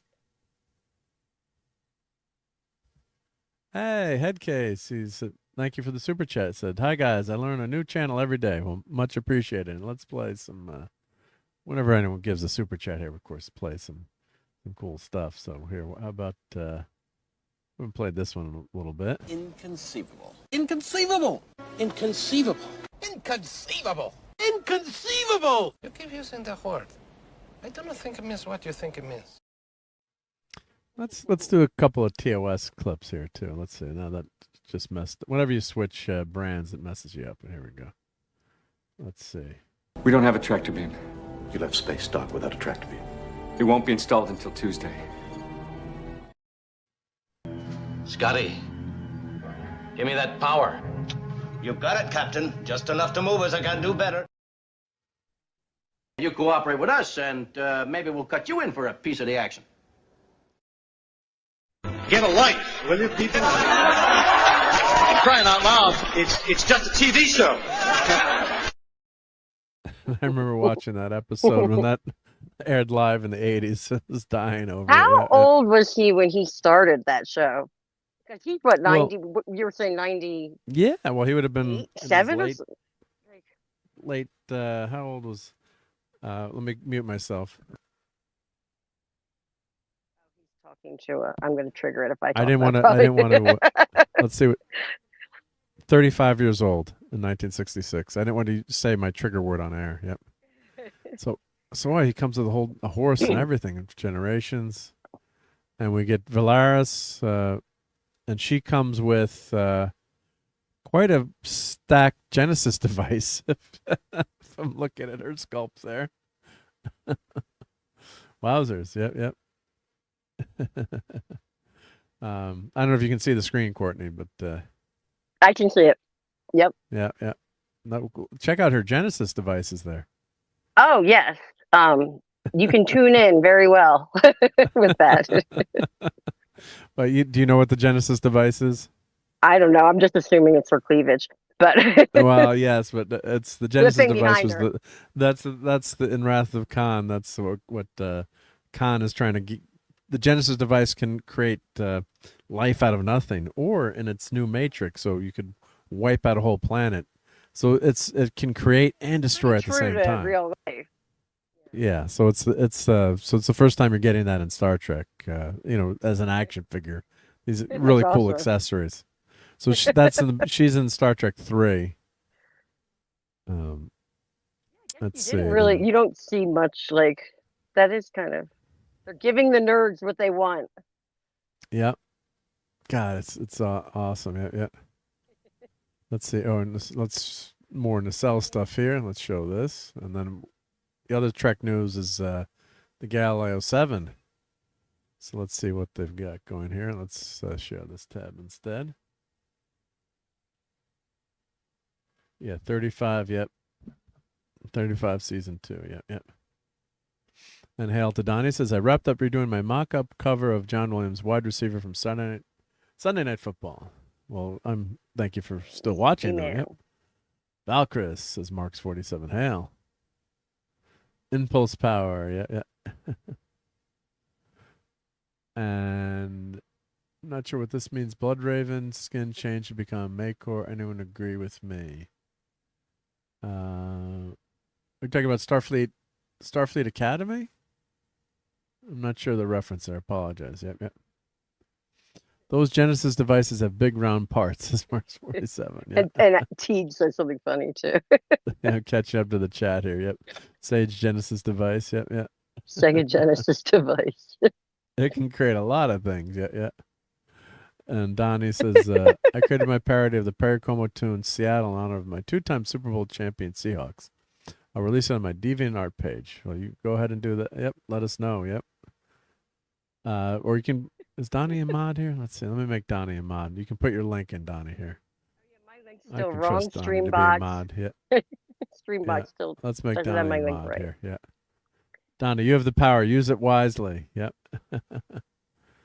Feel free to put your link in there. Yep. They can create planets. Yeah, you could create you can take a barren husk of rock and create it, life there. But also, if there was life, that's a famous quote from Dr. McCoy. If life is there, then what happens to the existing life? Let's see. I think I have that quote here. Let's go with my Wrath of Khan quotes here. Let's see. Do I have Dr. McCoy there? Anything else is a waste of material. Genesis, what's that? Don't insult my intelligence, Kirk. Lock faces and ties. Get back your command.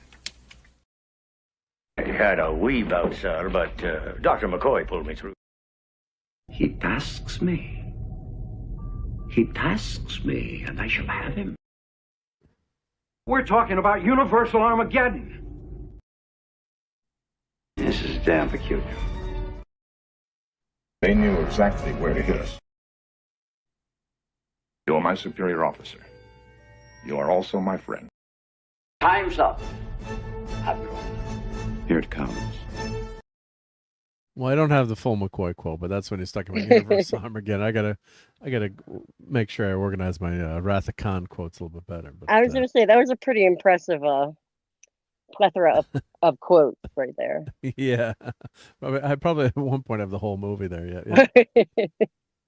Yeah, my God, what if this should be used where life already exists? Yeah, McCoy. Yep. So McCoy is the conscience of Kirk. Yep. Yeah. It would destroy such life in favor of its new Matrix. Yes, it would. Yep. So let's see. Star Trek action figure paint masters, holodeck, TOS bridge playset, more. Toy Fair 2026. Yeah, so I was looking at that. You can buy the whole set of these figures. They're about $30 each, and it adds up. $30 each one, but they're really well done. Yep.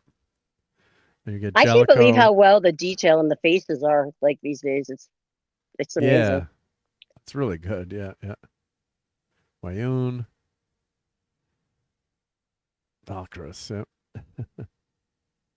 Caleb is saying that you need to get a clip of Ricardo saying "rich Corinthian leather" from those old Cordoba commercials. Oh yeah, that'd be great to tie in there. Yep, that would be good. I'm going to star that to remember that. Yeah.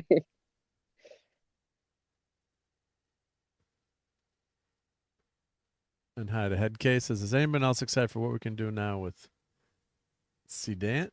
C-Dance? I'm not sure what that means. Do you know what that means? Yeah. No, I don't know anything with technology. I'm assuming that's what it is. Or is that like I don't know, Seahawks thing? I have no idea. No clue. Don't know why I'm trying to guess. And Tega's asking, does TOS or her have a first name? Thought that was a Kelvin thing. I think it was in the books that we got her name. Neota. Or was it? No, I think it was the animated series. I think it was the animated series. Neota. I think we got her name in the animated series, but someone will look that up for us. Yep. Isn't it Neoto or something? Neota or her. I think we got it in the animated series, and then maybe we got it in one of the was it Generations where we first heard her name, or Star Trek 6. I'm trying to remember. But what I have? I have all the Star Trek scripts. So if you go to this website here,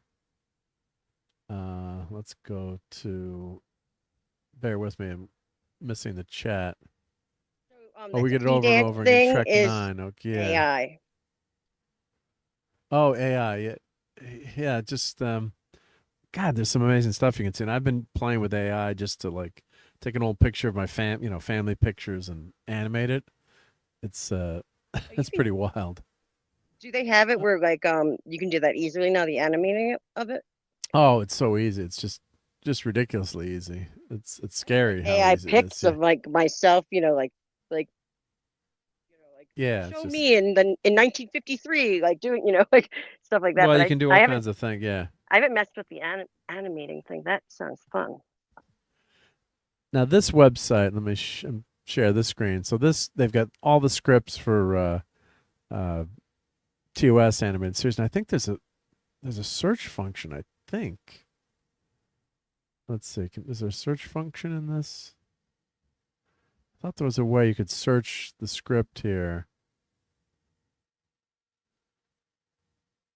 I'm trying to see. There was a way I used to search for part of the script here. I don't know if that was through a Google search or did they take that off? Let's see. I thought they had a way to search this. I guess not. Let's see. I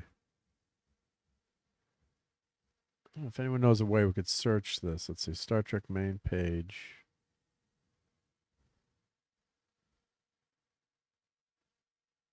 Let's see. Discovery is available during subscription services. back to home page. Do we here? Oh, here Can we you- go. This is where you can search. I was gonna say. Yeah, there was the search here. So if you go back to the home page, yep. So I think if we put, sorry, I'm missing the chat here as I'm searching here. Yep. If we put Nyota in here, this is where I was getting a lot of my clips too. Like you'd search and you'd find the clip. Yep. So Star Trek Beyond, Star Trek 2009, Star Trek Into Darkness. So those are the only. Six. I was just gonna tell that to him. Six read my mind. Control F, the find function. And I know nothing about computers. That's what I was gonna say, but that's like old school probably. Yeah. If it's in TAS, I accept it. Well, I think I'm wrong because I don't think did I say her name wrong? Or spell her name wrong? Yeah, Nyota, right? Yep. So let's see. Let's see. Nyota is Kelvin only, is what I'm Kelvin reading. Okay, yes. Well, that's what's showing up on the screen here too. Beyond 2009 in Darkness. I could have sworn. Where do we get that origin of her name? Yep. Let's see if I put Uhura in. Yeah, you can do the Control F, but you can't. Let's see, no, Uhura. Let's see, but if we put Uhura in, look how much that's going to come up.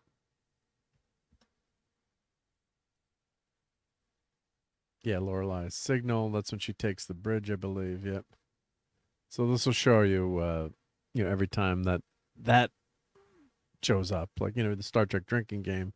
If you say logic, like how often does logic show up in the script? So, and you can do an advanced search, yeah. So logical and showing you all and then you can go right to the script. So Journey to Babel was the best one for that logic game. Yep.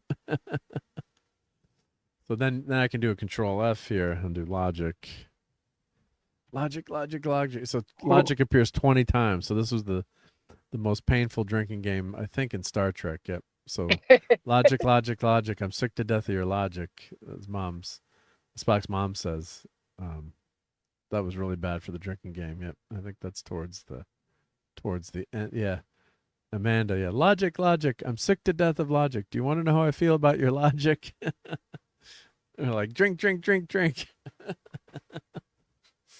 So, yeah, I could have sworn it was there, but per Grok, her full name was never spoken or shown on any screen canon material during the era of the original Prime timeline continuity. It must be from reading the books, I guess. It's not in any TV series. Thank you.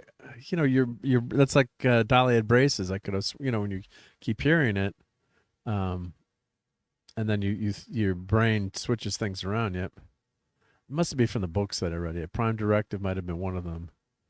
Let's see. Well, let's go to Grok. Let's see. Let's check origin. This is fun stuff we get to do on Sunday Night Geekery. Let's see. A bunch of Courtney, nerds. This was on your bucket list tonight, right, Courtney? It's funny. I was just talking to my friend that was in the chat, and I was like, they talk about Star Trek, and I know nothing about it, but I play along. Yeah, and I actually know more about Star Trek probably than most people. Obviously most people that have never seen it, like me. I know the difference of the bridge colors. Come on, give me something. I learned that from watching you, Mark. Thank you. Yep. I did something good with my life. Yep. And 6 says, I'm half listening, so I don't know what you're looking for. But we're looking to see the origin of our name. So let's see if this, let me zoom in a little bit on this. So Nyota, the first name of Lieutenant Uhura from Star Trek means star in Swahili. It was created by author William Rossler for his 1982 licensed tie-in book, Star Trek II Biographies. Before this, Uhura, played by Nichelle Nichols in the original series, had no official first name in the show or films. Her surname alone was used, derived from the Swahili word Uhura, meaning freedom, slightly modified for the character. Rossler proposed Nyota and got approval from both Star Trek creator Gene Roddenberry and Nichelle Nichols herself. Nichols was especially pleased when informed that it translates to star in Swahili, fitting perfectly with the character's surname, evokes something like Star Freedom, a poetic choice for a communications officer exploring the stars in a utopian future. The name appeared in various non-canon tie-in novels and materials from the 80s onward. That's probably where it's ingrained in my brain then. And Nichols even referenced it publicly, like on the game show Super Passwords in 1987. However, it wasn't officially part of on-screen Star Trek canon until 2009's Trek, when it became a running gag as Kirk tried to learn her first name, only to hear Spock use Nyota. Later series of Star Trek Strange Nude Worms fully embraced it for the younger version of the character. The full name Swahili roots highlight the show's intentional use of African-inspired elements for Uhura, emphasizing themes of freedom and aspiration. All right, so never used in the original series. Yep. Thank you, Brian. Yep. So seems to mention is non-canonical. Yeah, you would think they would have mentioned it in at least mentioned her name in Star Trek 6, the big send-off in the Undiscovered Country, but we didn't. Yeah. Star Trek 2 biographies from 1982. And 6 says Dolly did have braces. Yeah, because all my friends were in the movie theater. We all remember Dolly having braces. Do you know what we're talking about with Dolly had braces, Courtney? Or I have no idea. The James Bond movie,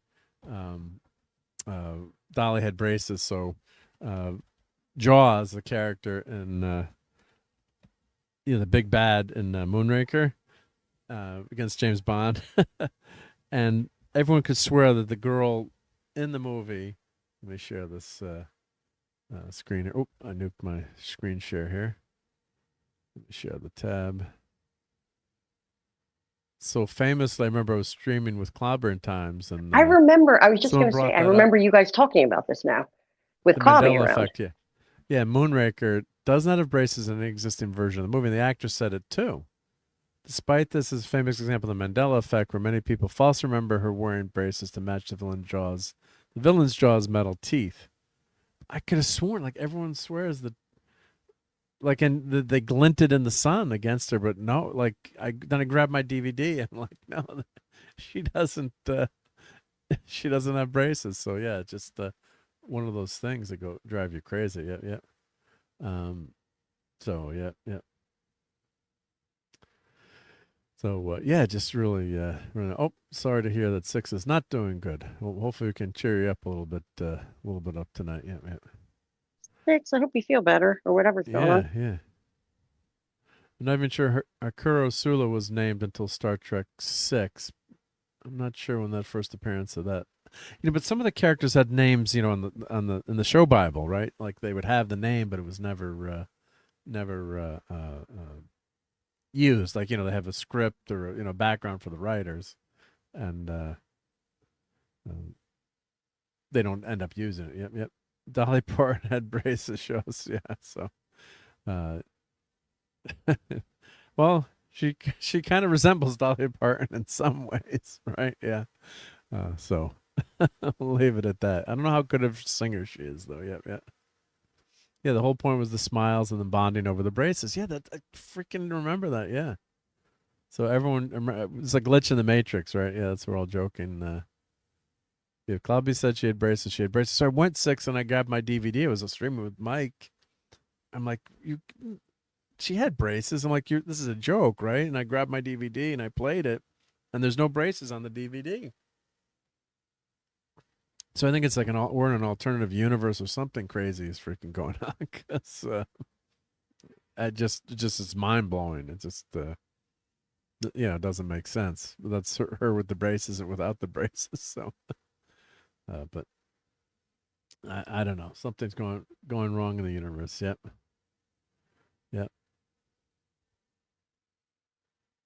So this is good investigating. You guys are cool for that. Thank you so much. Yep. And 6 says your DVD is defective. Yeah, that's what I was like. Wait, it's inconceivable. It's like it wasn't even like a shadow of a doubt. It's like, yes, Dolly always had freaking braces. In that scene with Jaws. Like there was no, and this is the scene here too, not the later scene. And maybe they're saying maybe you were confused by the shading, but I saw this in the freaking movie theater on a 40-foot screen. And I was not distracted by anything else other than her braces. Let's see. There's the person says, my explanation as to why people remember Dolly wearing braces. People are too busy already laughing to pay attention. I mean, let's see. There, I remember it so clear. It's the only way the joke made sense. Yep. Don't remember it clear, and the joke does make sense because people were already laughing before she smiled. I watch a lot of recent reaction videos to Moonraker, and the moment Jaws and Di look at each other, the music from Romeo and Juliet starts playing. People either laughing or groaning and rolling their eyes. Yep. All right, but anyway, yeah, it's just Black Embraces proves Sulian managed to change the timeline from Enterprise. Yeah. Nero came back in time and broke Star Wars, Star Trek, and Moonraker. It makes you wonder if I'm messing with you guys. Yeah, they screwed everything up. Yeah, and Rob saw it in the theater as well. Yeah, we all went to see Moonraker. Was a freaking huge movie. Yeah. So, yeah.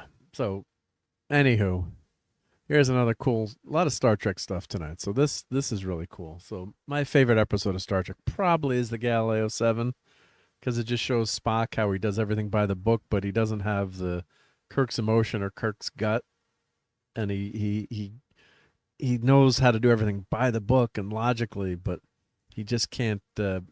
He's not a good commander until a good leader or captain until the end, when he sets the flare off and Scotty has that famous line. I got to clip that. I got to clip all of Galileo 7.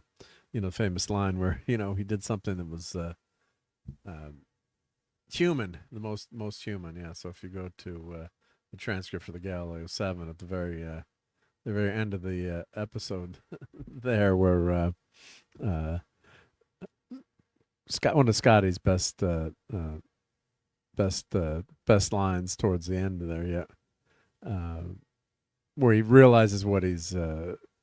Yep, the orbitals start decaying as soon as the fuel's exhausted. Say 6 minutes. Yep. So let me find the line here that he says. Yep.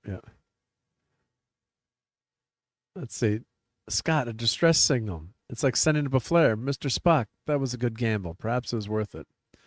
No one out there to see it. Orbit decaying. It may be the last action you'll ever take, Mr. Spock, says McCoy, but it was all human.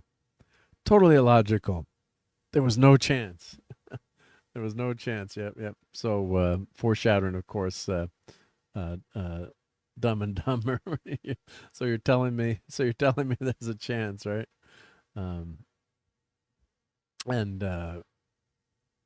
So they activate the beams at the very end of the episode. So Kirk says, "Now we all know, and I'm sure the doctor will agree with me, that desperation is a highly emotional state of mind. How does your well-known logic explain that?" Quite simply, Captain, I examined the problem from all angles and was plainly hopeless. Logic informed me that under the circumstances, the only possible action would have to be one of desperation. Logical decision, logically arrived at. Kirk, I see. You mean you reasoned it was time for an emotional outburst. Spock, well, I wouldn't exactly put it in those terms, Captain, but those are essentially the facts. So you're not going to admit that for the first time in your life, says Kirk, you committed a purely human emotional act? No, sir. Kirk, Mr. Spock, you're a stubborn man. Yes, sir. I mean, what a great end to that episode, and that's why the original Star Trek is so great. So, like, Courtney, if you, I don't know, I know, I look forward to like almost the campiness of it, like. Yeah, it's just so good. Yeah, it's so that's good. why I yeah, like 60 TV shows. So. Yep. And hail to Anthem 21 says, yeah, Dolly had braces. Fruit of the Loom had a cornucopia, and J.C. Penney was J.C. Penney. That's right. Yep. Yeah, the Fruit of the Loom thing too. That was I think actually someone found a picture of it too to prove it finally. Why would they change that? That's not right. No, but they were denying the cornucopia. And someone actually found a picture of it, yeah. So yeah, we all through conspiracies tonight. Yeah, Fruit of the Loom. Cornucopia. Yeah, and I could have sworn that too. Yeah. And Sally Field said, "You love me. You really love me." Yeah. I think someone. Yes, that was the other Mandela effect. Yeah. So, Fruit of the Loom logo has never included a cornucopia, despite widespread, vivid, and false memory. Mandela effect consists of only a red apple, green, purple grapes leaves, and a white currants or gooseberries. They falsely remember a basket or horn-shaped cornucopia underneath the fruit. So that's the other Mandela effect. But I think someone found it, right? No evidence here. Confused imagery. Yeah, so it's just a crazy world out there. It's just nuts. It's a mad world. Yeah. So let's see here. So let's get back to oh, actually we didn't finish the doing the action figures. So let's finish the action figures. Yep. Let's share this tab instead. Yep. There we go. Imagine Utrecht's Galileo 7. Spock would have returned alone. Yep. This is a big theory breakthrough. The Fruit of the Loom had a cornucopia in their logo, but now it's no longer there. Someone has said to have found an old tag with it. That's what I thought I had seen. Yep. Met Lieutenant Bowman not long ago before I passed to talk to him. Oh, he's still signed for me. What a nice guy. Great. Yep. That he's in the Galileo 7 episode. Yep.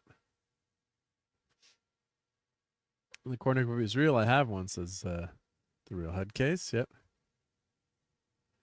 And give me 10 minutes. I'll show you a 70s looking picture that says J.C. Berenstein's. Yeah, the Berenstein Bears. That's the other one. Yep.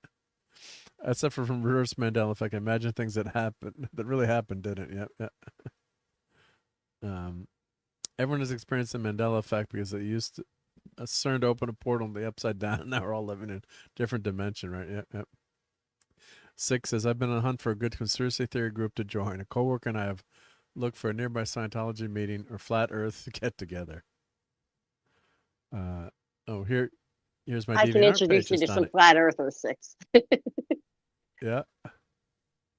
Monopoly Man had a monocle, says Anthem. Yeah. And here's Donnie's DeviantArt page. Everyone go check that out. Thank you, Donnie. Alleged movie called Shazam or something like that, where the comedian Sinbad played a genie. Yeah, this is some amazing stuff out there. All right, so here's the Star Trek Wave 1 figures. Oh, it's a Sulu here, of course, and Billy Preston. And we've got Archer and his the Mirror episode. Jellicoe. So we'd looked at those, I think, yeah. And then, of course, we're getting Star Trek Wave 2 to Paul and Valorous and Carol Marcus. So we're getting all the Genesis devices. So these, and Kirk with the horse. That's awesome. And Bem, like how awesome is to get a Bem figure? That's from Bem is from the animated series, created by David Gerald. And we're getting Geordi and Riker in their Navy uniforms. Yep. Hi, your Muslim uncle. Hey, your Muslim uncle. Great to join us. Happy Sunday night. Yep. I'm fascinated by people who believe absolute horseshit. Yeah. I mean, the Earth's not flat. We're not going to fall off the other end. My favorite thing was when the guy was trying to prove that the Earth was flat, and he proved the Earth was round. It was a YouTube video, but at least he admitted it because he was trying to shoot amazing. like a laser at a distance, and he's like, but the only way that would work is if the Earth was round. It's like, well, guess what? The Earth is round, yep. So here's Wave 2.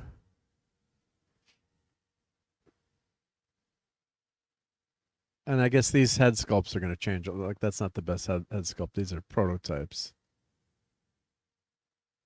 So I think they had a problem with Wave 1, so they're fixing these figures. Yeah, Billy Preston, yeah.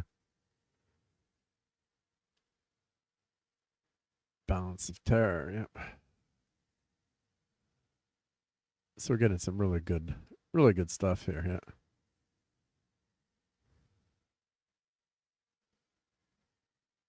Bem. That's so cool. Yep. Also shows a large Generations era holodeck arch, which will be disassembled when packed with a Geordi figure designed to match the same 1/10 scale opening. Oh, wow. That's awesome. That's really cool. So we're getting some great accessories with these. Yep. Wave 2 Paint Masters released to press. So, they've got to paint these, and, there's a lot that goes into the production here.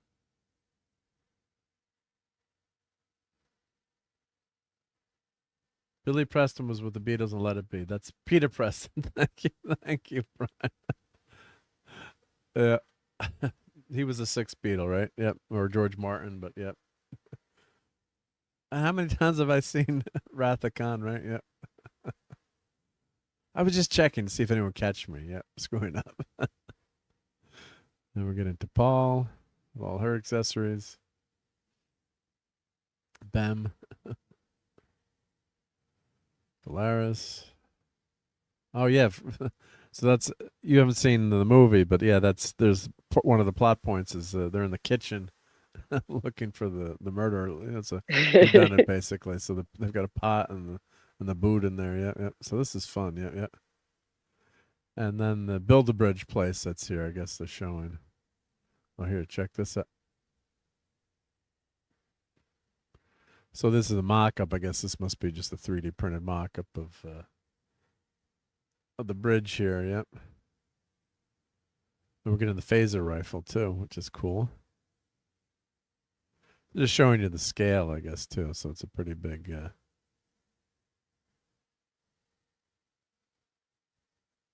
Pretty big scale. Yep. That's gonna be that bridge is gonna be big. Yep. Yep. So here's the Build-A-Bridge pictures here.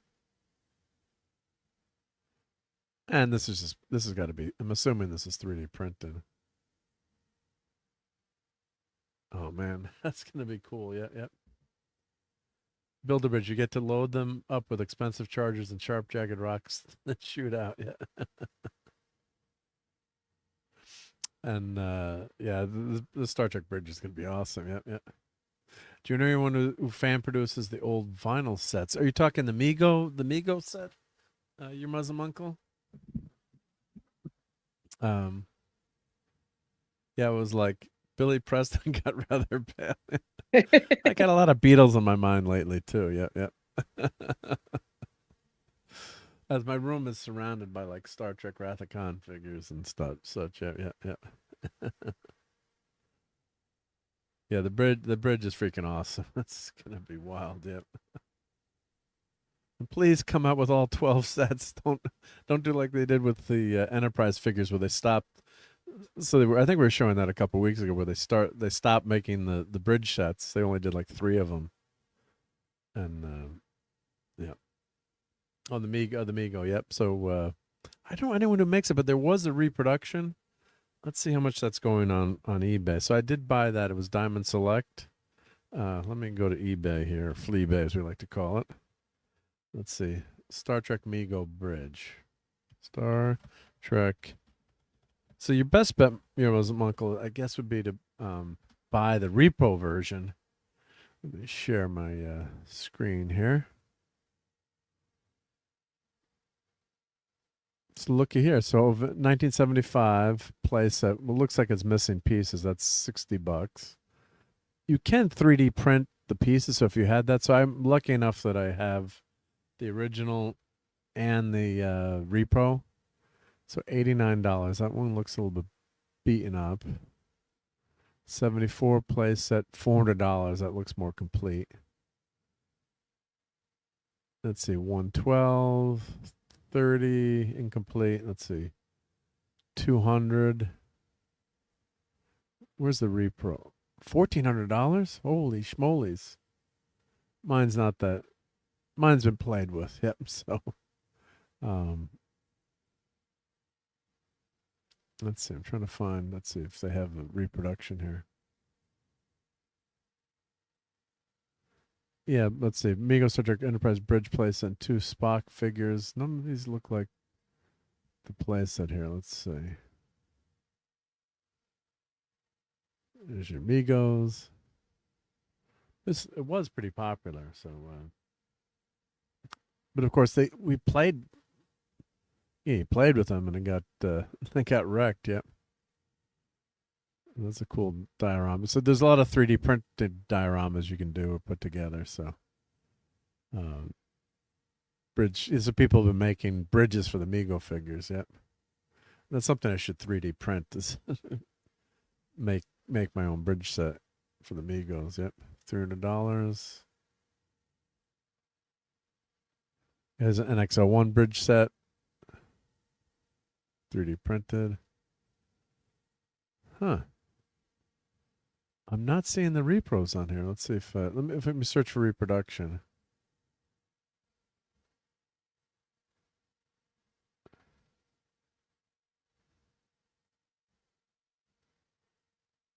But that would be the best. Offhand, that would be the best way to buy it, I would think. Yeah. Like here's a person that 3D prints the diorama for Mego figures, $1,000. Yeah, so he's doing, or you could buy the sets. I think I know that seller. So you can buy all this stuff that's fan made. Nope, I've got that figure. That's shapeshifter figure. Yep. It's weird that let's see, bridge reproduction.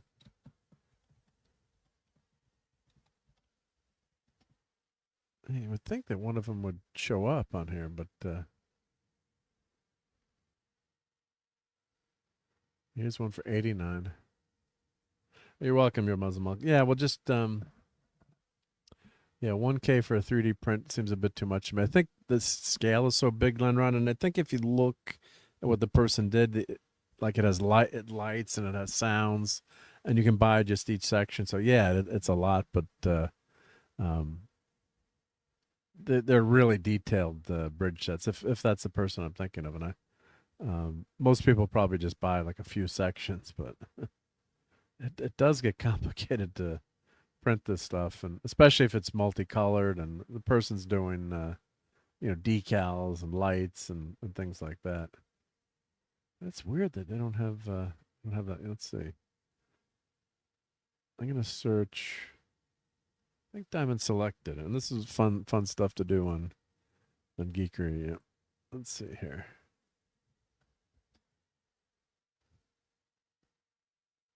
Yeah, because I remember when that came out, I'm like, oh, I have to buy this. Yep. Let's see if they talk about. Yeah, Diamond site was 2007. Yep. Oh, good. Courtney's back. Yep. Hey, Courtney. Hey, sorry. You beamed out. That's I all right. dropped Yep. by accident. That's all good. Yep. We're talking about more about the Enterprise Bridge playset, but I guess I guess keep searching Fleabay, your Muslim uncle. That's the best way to go. Maybe you'll get you can get one original one on the cheap, and then sometimes you can buy the pieces separately. But here, let's show this $1,000 one. Mint in the box. Is this one that somebody? Oh, if it's mint in the box, did somebody print it up, or is it the kit to print it up? No, it's actually it was a very cheap vinyl toy. Oh, I'm sorry. I came. You know yeah, what? no, it's Let me shut okay. up. Yes, stuff. No. Yeah, so it's really one of the cool holy grails from the 70s. And I have to say, like, once I finally got the reproduction, like I lusted after this playset for years. And once I got it, it was kind of like I shouldn't say a letdown, but like, like it was almost like wanting it for so long was more fun than actually getting it. Yeah. Because it's really, I remember playing with this for hours. My friend Larry had it.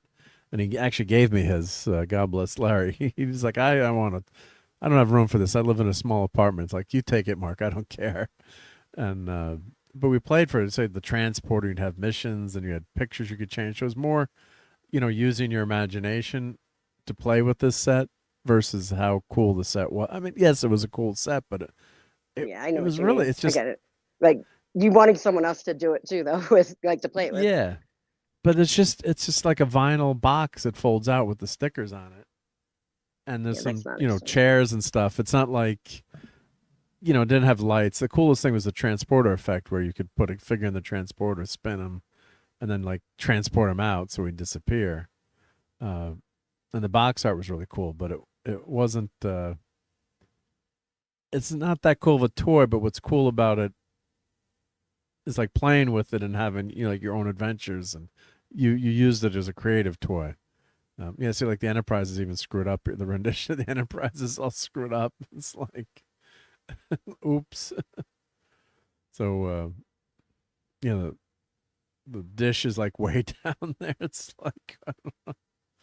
So, let's see. If I'm spending any kind of money for any Meagle vinyl sets, it would be for the Rock of Eternity, Captain Marvel for life. Yep. Oh, you can't send. Oh, you can't send a link. Oh, yep. Well, if you put in the link with spaces, and we can figure it out. Yeah, yeah. And Teague says it's snowing again. No way. Come on. How long for the warmth of collectivism to clear it away this time? Well, it didn't melt it. Yeah, New York City's been a disaster with the snow. Yep. So. And we have like hardly any snow. And Steamboat Springs actually, they had to like cut employees' hours because the ski mountain doesn't have enough snow. That's crazy. I know, it's like everything is opposite. I mean, you guys always get it there, kind of, but up in the New England area. But, yeah. Yeah, but we haven't had snow for like this for years. Yep, yep. I'm happy that we have not had a lot of snow, except the one time it did snow, I crashed a truck. So, of course, I'll be happy without it. Thank God you're okay after that. Yeah, yeah. Yeah, I'm doing fine. Yeah, yeah. But yeah. So this playset is, it's one of the cool things as a Ute that you remember, but it was much cooler playing with in those memories versus and it was just so screwed up. Like these were the aliens on the screen. That was the transporter effect that you would put in the transporter, the sticker. I should do a review of mine and have them both in the attic. So, but yes, that's pretty cool. Yeah, yeah. That's one of those things like, oh, you've got the Mego Bridge. I've got two of them. But when the repro came out, then it was really fun to have. Yep. To have one of each. No, it was just that to have it, but then you were like, oh, what am I going to do with this, right? So it doesn't make a good display, actually. It's or if I had the room, I guess, I could have put it in like a display case with my Mego figures, but if you had enough room, enough times, maybe your wife will convince you to get a bigger house for all your toys.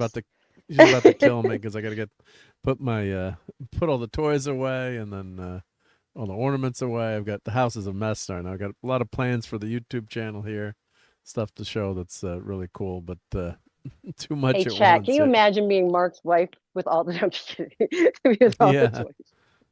Yep. Actually, it would be fun. All those toys would be fun to play with.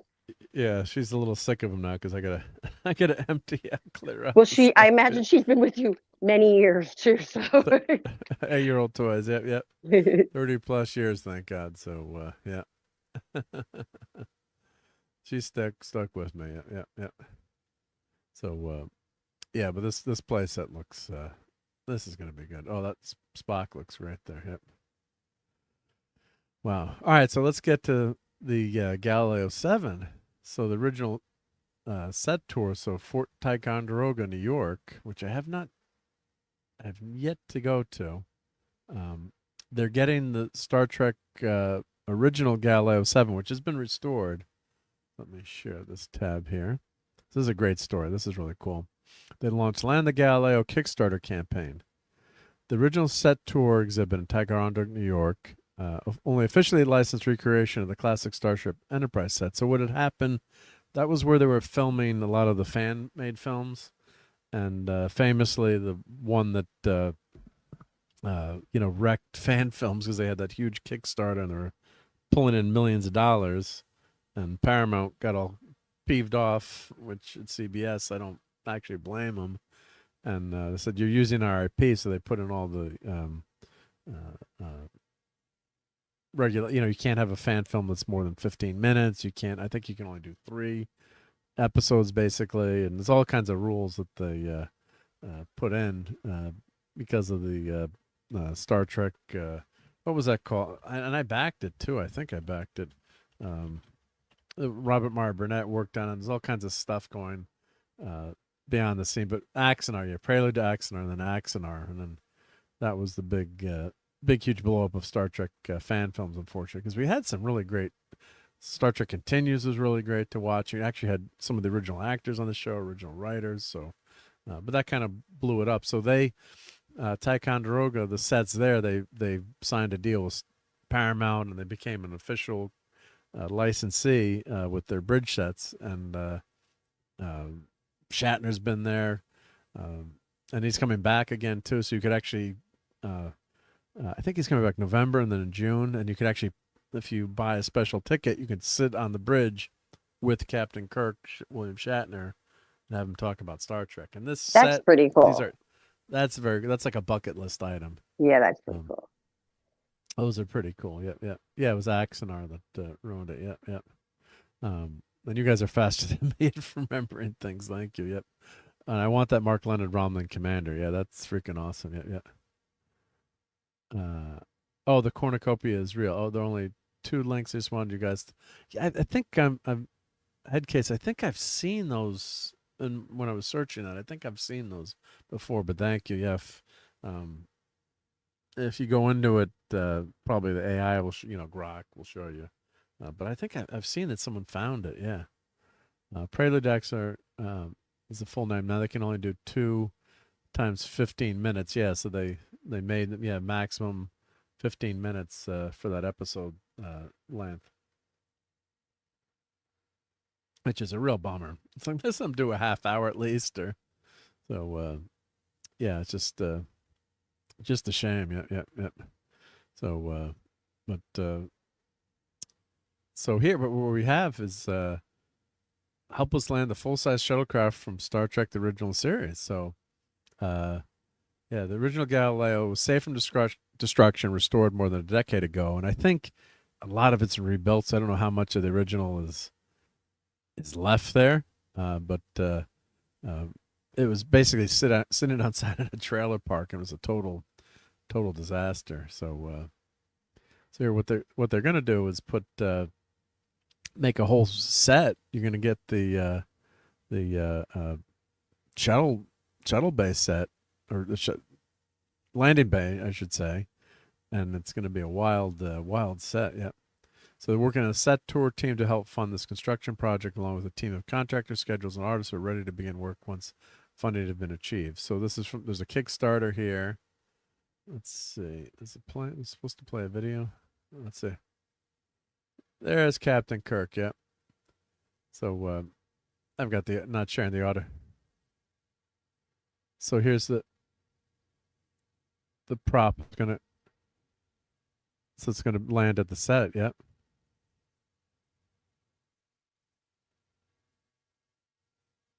It was in Houston, the Space Center. Yep.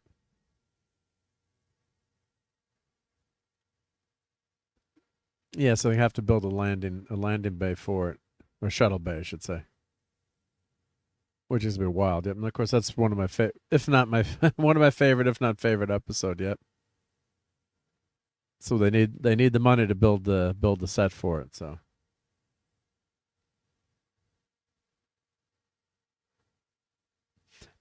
And the story behind the Galileo was really cool. So it was the model making company. In exchange for the rights to make models, they built the shuttlecraft. And in reality, the shuttlecraft, I love the design, but it should have been a lot bigger. So they actually made it smaller due to the constraints of the set building at the time. But I think you'd add about like 20 feet to that shuttlecraft, right? you need a lavatory, maybe a small little kitchen or something in there, right? It's a great design. But they have to build a commercial hangar, and then they want to have an observation deck. Permits are approved, runway's clear. We just need the funding. Yep. So let me put the link, and there's all these extras that you can get if you do it. Yep. If you support. So I think this is $200 to get this cool patch. There's a pin. They need $100,000 to get started. $50,000 for the landing bay of our dreams. Darren Dockman and Doug Drexler are amazing Star Trek creators. They've designed the set, I believe. Yep. They're providing the design for free. Light, sound, and special effects don't come cheaply. For $25K, we can add an observation deck simulation. So that'd be really cool. Yeah, so you could look down on the set. Yep. And it was too expensive to do that, in the original episode. Yep. So for an additional stretch goal of 75, we can add a video wall to the back of the hangar, like a volume wall used in TV production. Will allow us to virtually take the Galileo to other planets or even fly in space. So that would be wild. Yep. And You can fit a bathroom in there. All you need is a bucket. Yeah, right. Yeah, that's what I would think about, right? Yeah, yeah. The shuttlecraft is way too small, and they've read that in the design books about Star Trek that just set considerations too. The bigger it is, it's tougher to film. Of course, it would make sense, just maybe going in between the ship, but with the resources they have in Star Trek's time, it's like, hey, it would make it a little bit bigger. But that's just me. Yeah, yeah. And I love the design too. Yeah. So here's the Land the Galileo Kickstarter campaign site. Let's head there. So they've already got $92,000. So I'm definitely going to back this. Is a month ago. Let me put this link in the chat here. So everyone, please donate if you can. So here's and I think let's see what the levels are. I think what do they start at? So here's the Land the Shuttlecraft Galileo. Yeah, yep. And the interior set of the shuttle cannot fit inside the actual shuttle, right? Yeah, it is actually pretty small. Yeah, yeah. And RMB interviewed Drex on Robservations recently. Oh, very cool. Yep. Yeah, even in TNG, their crafts are about the same size. And then they added the runabout, which was kind of like an in-between ship. The runabout was almost like a little mini spaceship. Yep. So I think this is the video that we just watched. So what do you get for first created? Make a pledge without a reward. Okay. Supporter $7. Yeah, Galileo 7. Yep. Updates, photos, and access to add-ons, email. Digital renderings 25. Then the shirt is 50. And I think you get some of the stuff before, right? I don't know. Do you get the digital design, digital renderings? Yep. The hat's $100. I guess you can pick which hat you want. This one or this one. Which one do you guys think is better? Courtney, I don't know if you... Courtney's on mute, but I don't know if she's had to step away for a second. But I'm here. I'm just in the laundry room. Which one's better? Yeah. Which hat? Yeah, do you like this Galileo's hat? Or the... I like the black one. The black one's probably better, right? Black and red. Yeah. I like I wish they'd put like Galileo and then like 7 underneath this or something. It's like this. I'm purely going for the fashion part of it, just the colors. So I'm really not the person to ask. And I apologize. There's my washing machine in the background. So no, it's funny. And Jamie's saying hi to Courtney. Hello. No, I agree. Like the black is better, but I just wish it was like something Star Trek on. I guess it's stealth right there, because that's the Galileo logo. So if you know. Like if you saw that, you'd think, why does he like Galileo, the artist, or the scientist? But that's the exact logo. But I wish they'd put like Galileo 7 on it, right? So somewhere, but so if I might do the $100 one because I want that hat. So, but everyone's saying the black hat. Yeah, yeah. Blue and white would have been better, says the real head case. Yeah, because this is black, and I guess they try to make this gray and black like the shuttlecraft itself, but that's not that logo doesn't look as good. I think that if this NCC 11701/7 was below here, shit, I get this hat and I can customize it. I can do it myself, right? With those cry cut cutters. My friend has one now. So, and Jamie says, it's like how Star Trek expanded and evolved since the universe. Yeah, Star Trek's always been changing. Yeah, yeah. I like that better, more if you know kind of thing, right, Brian? Yep. So everyone's agreeing with Courtney. Yep, yep. So if I could swing it, I'll do that $100 one to get the hat, and then you get the stuff before it too. Then the pin, if you want to get the pin, it's $150. Oh, you get a pin too. That's cool. Yeah. Then the $200, you get the patch. So you're basically paying $50 for a pin and $50 for a patch, though, right? Yeah. So you get them. Yeah, you get them both. Yep. but only available to Galileo team members. Yep. Oh, that makes it Plus, special. plus you get the hat and then the shirt. So it's like it's cumulative too. So you get quite a lot of stuff for $200. So you get the pin, the patch, hat, and the shirt. Not bad. Yep. And then they have mugs or cups, I should say.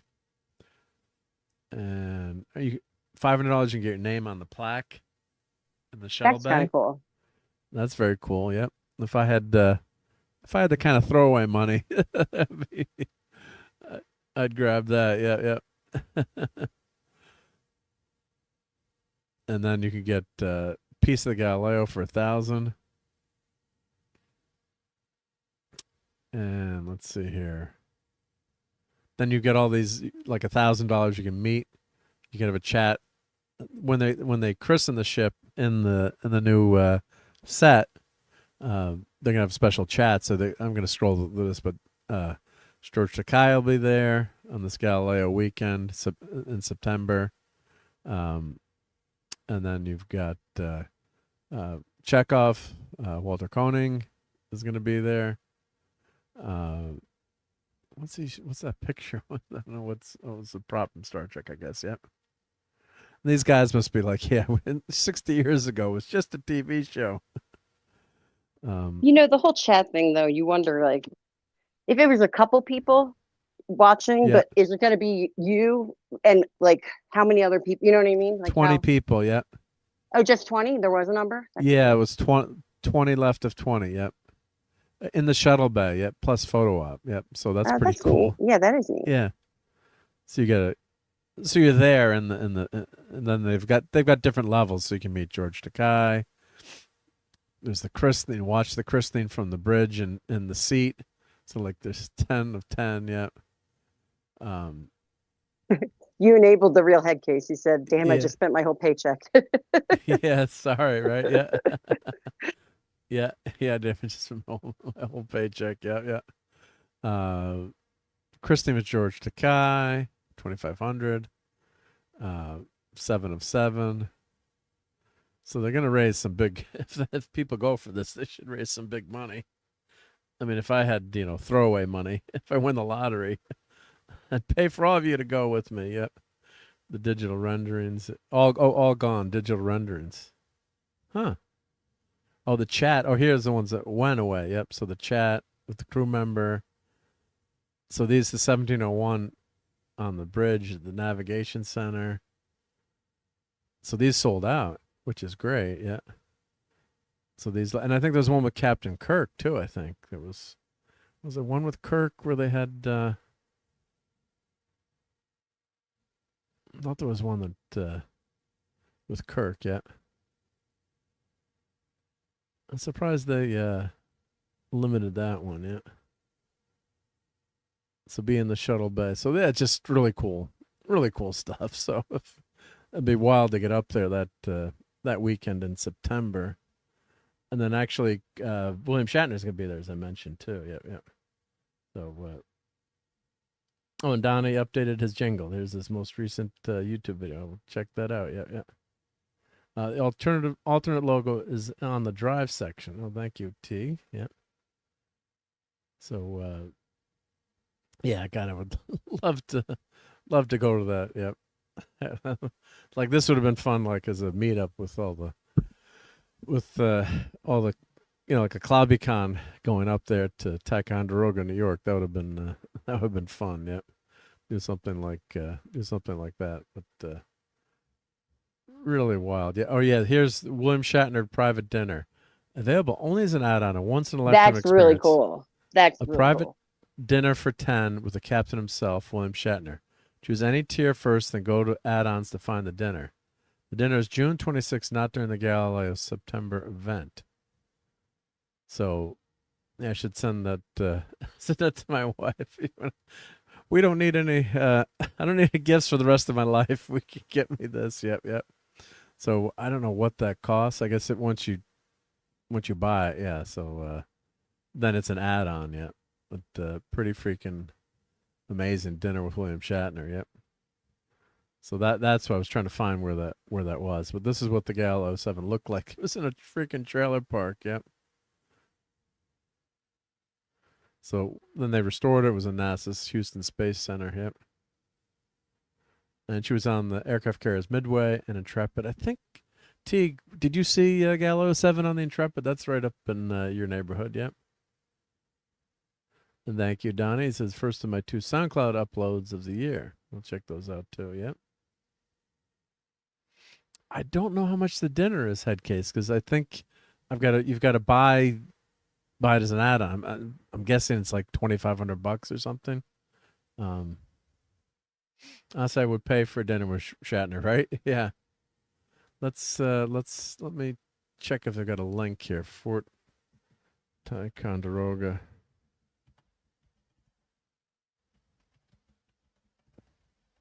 Let me do a search here. Yeah. Where's their? I mean, a dinner with him, website? even if you're not a Trek fan, like he's a legend and he's old. You know what I mean? He's not going to be around much longer, and that'd be pretty cool. Yeah, no, it's just wild. Yes, they have. Let's see, I'm trying to find their website. Yep. Where the heck is this? It's a Ticonderoga Alpha. Why is their website not coming up? Let's see. Mr. Shatner, if you're listening, I'm sorry I called you old.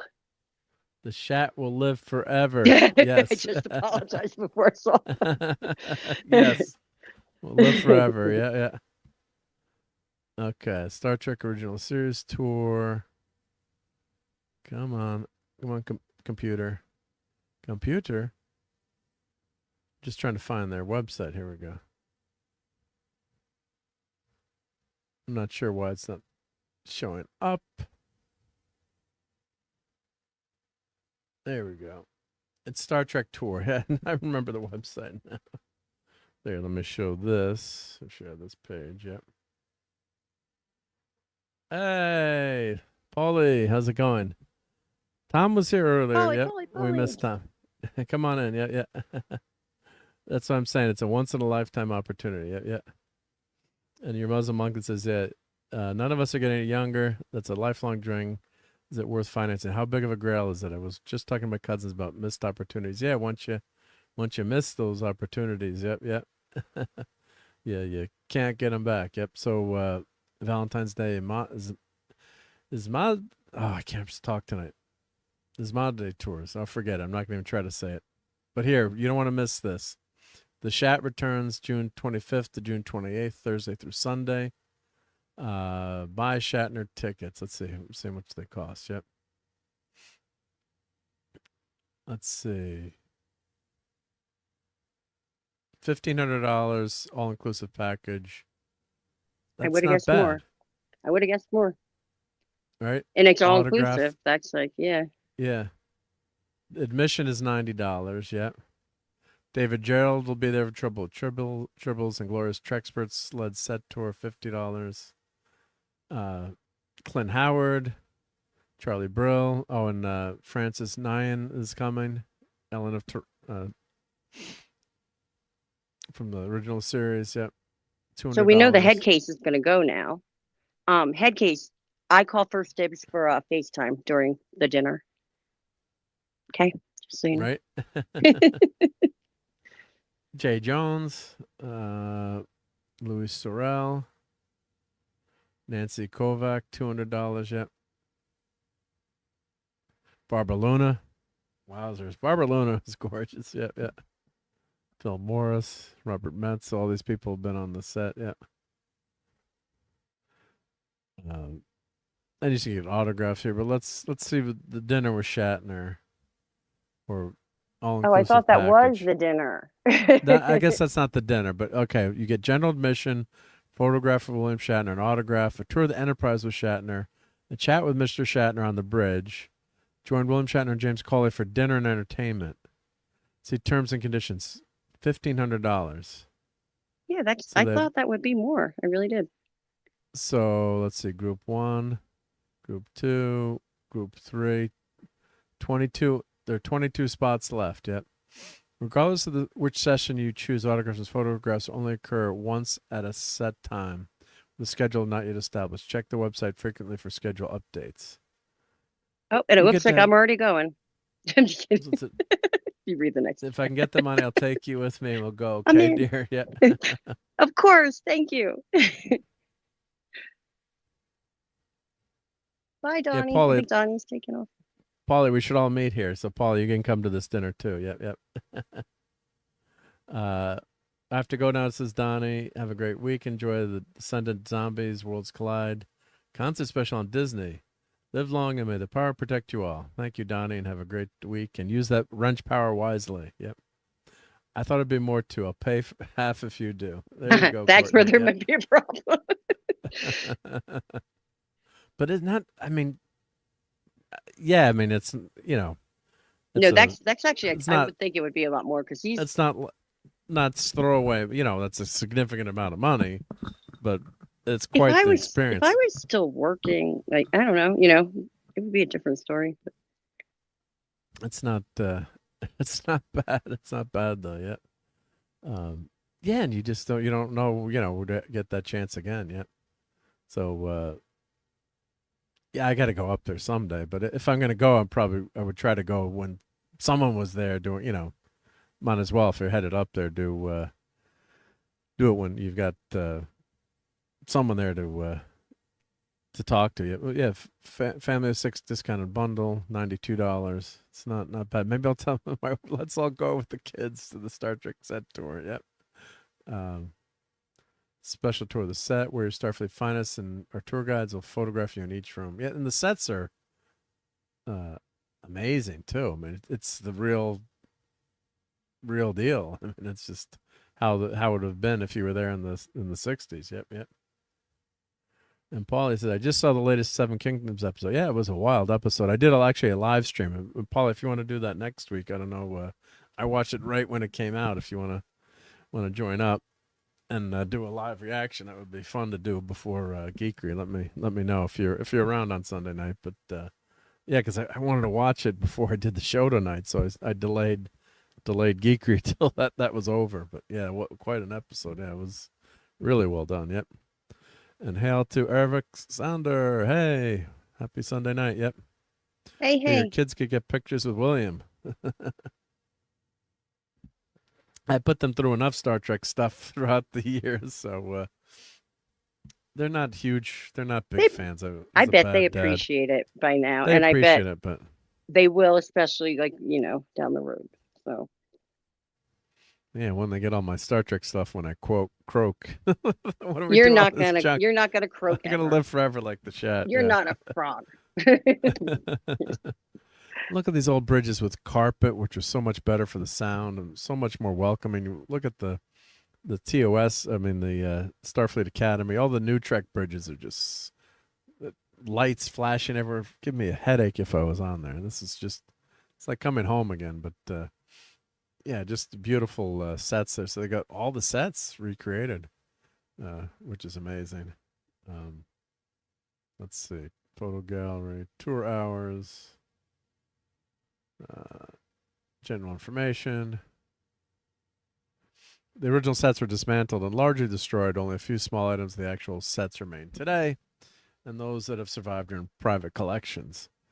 Trek superfan James Cawley began the process of rebuilding the sets just as they would have been seen, well, now 6 years ago when the series is being filmed. A 14-year journey has culminated in the most accurate rebuild of the original sets.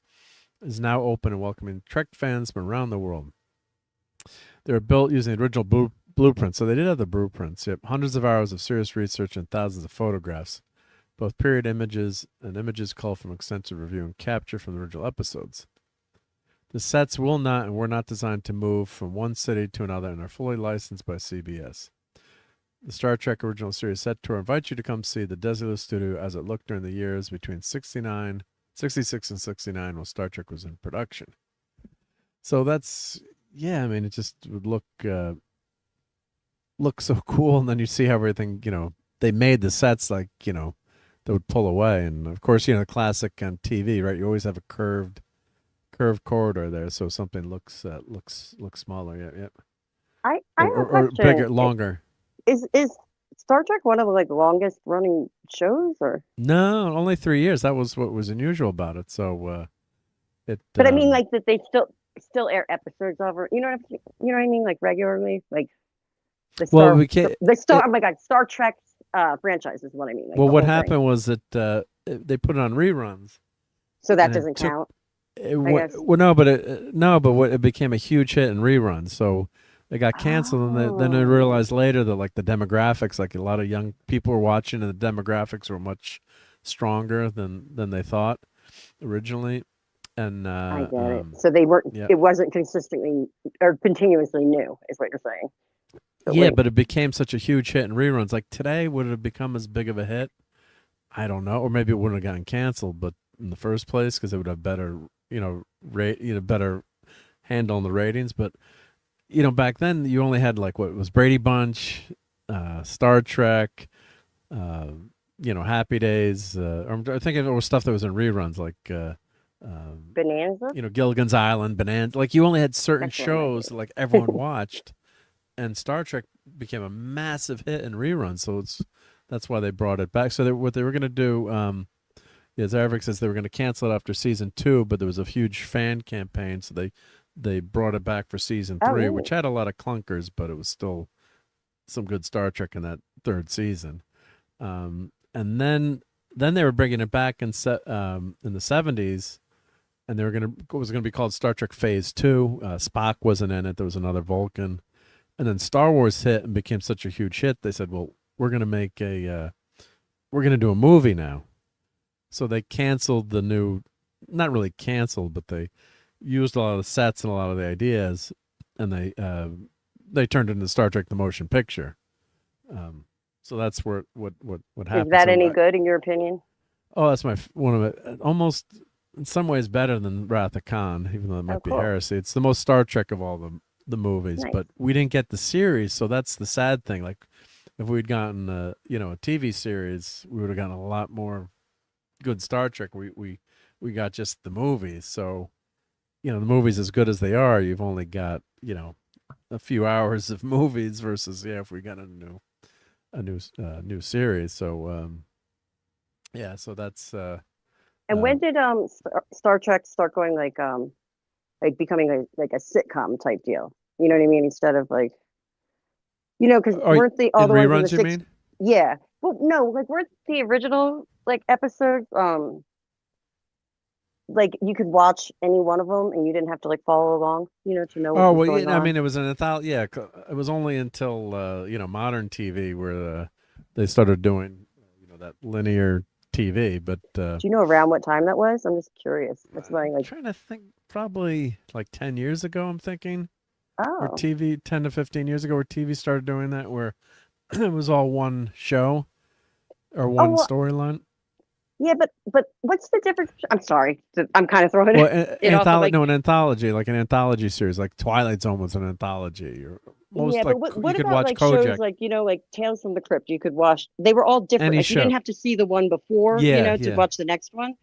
Were they? When did they like start doing sitcoms or whatever? Well, not sitcom. You want to call it a sitcom? You'd call it like linear TV. I guess you would call it linear TV or one story. One story would make sense, maybe. Well, it's like one story a season. Yep. So we had to. You can't miss one episode with without seeing the next episode, right? Yeah. So that's probably not the. I don't know if that's the right term for it. Arcs, somebody's saying non sequitur. I don't know. I'm just reading the chat. Yeah, I'm trying to think of what would you call that? Yeah. What would that be? Let's see. How would you describe that? Yeah. So because I always liked shows like The Twilight Zone and stuff. They were all their own kind of like mini episode. You know what I mean? They're like you didn't have to watch every episode. Yeah. That's what I love. Yeah. Let's see. Opposite of anthology. Yeah, like Emergency. I love the TV show Emergency. Yeah. Well, serialized, I guess. Serialized is that's serialized? I guess. Yeah, that's the word. I think. Yeah. Serial TV. Yeah, that's what I think. I was kind of thinking of. Oh yeah, right there, Cipher. Chaos. Hello, thank you. I saw. Yep.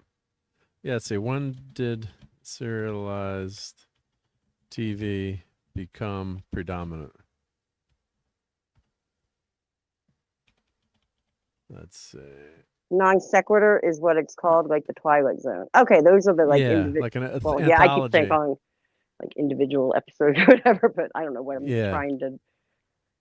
I'm not probably not describing it the right way. But. Yeah, I wonder if like Lost would be late '90s, early 2000. Well, soap operas have already been serialized. The shift towards ongoing season-long narratives for primetime shows is driven by the rise of cable networks like HBO, VCRs, and advent of streaming. Well, yeah, like you had primetime soap operas like Dallas and Dynasty, Hill Street Blues. The shift begins. Shows like Twin Peaks, 1990, introduced complex ongoing mythologies. Sopranos is cited as the inflection point that made highly serialized drama prestige television. Let me share the screen in it. Let's see. Dive deeper into AI mode. Yep.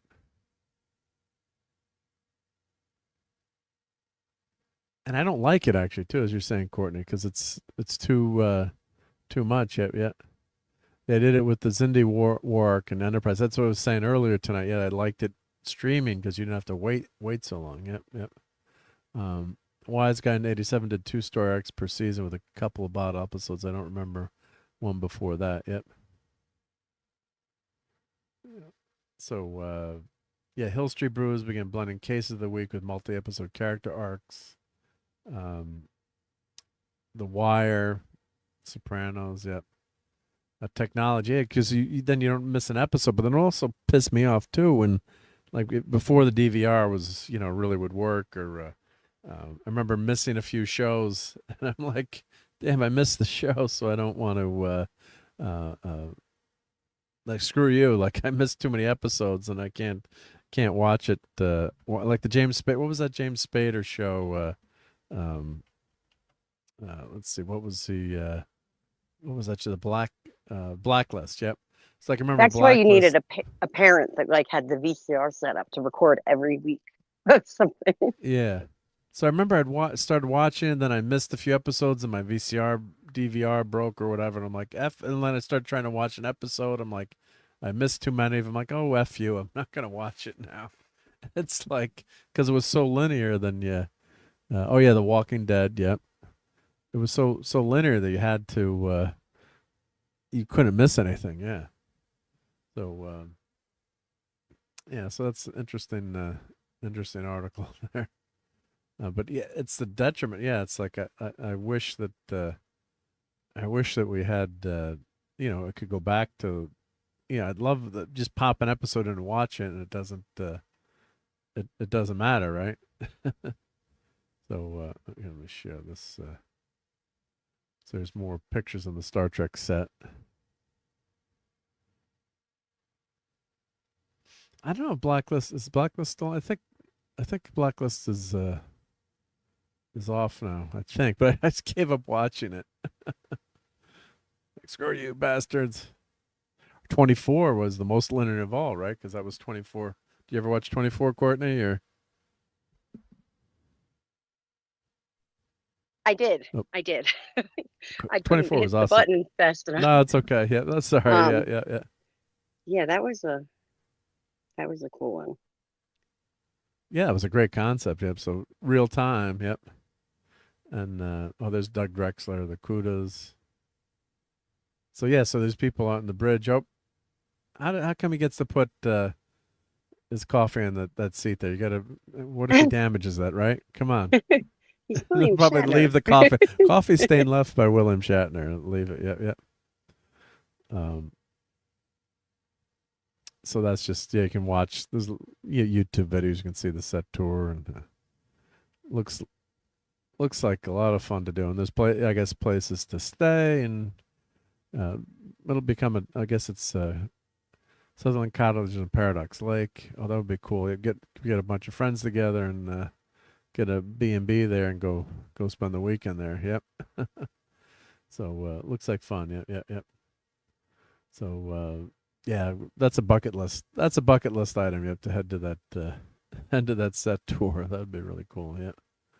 So yeah, so everyone check that out. Yep. And then this was a fun item I had saved for the geekery tonight. So we've got a CT native, Austin Florian, is the 12th, and skeleton of the Winter Olympics goes viral. And David sent me this. Goes viral for the Venom helmet. So how cool is that for? How cool is that, right? So that's I don't know, Courtney, have you been watching much of the Olympics or?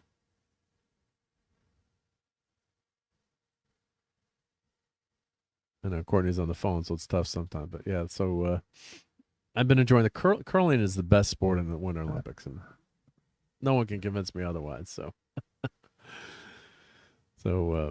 but yeah, like as a comic book fan, that's pretty cool. So he went viral for that helmet. That's pretty scary. Didn't win. Didn't eat any of the other contenders. Yeah. I'll watch the Winter Olympics for that. Yeah. The Olympics ran out of cotton. I'm envious. Yeah. So, oh God, yep. I hear the athletes have a lot of fun, and actually, my son was there in Milan, so hopefully he didn't have too much fun either. But, yep. But quite a cool outfit there. Yeah, very, very well done. Very well done. Yeah.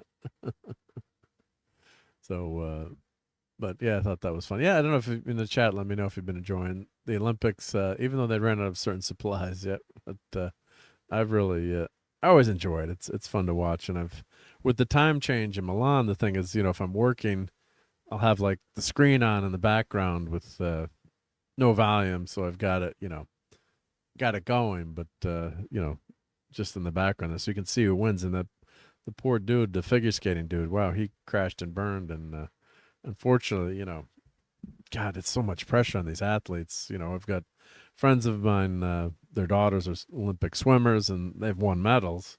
But my God, the pressure that's on them to compete, and you train your whole life for just that moment. Like you're a swimmer or a figure skater or a curler or whatever.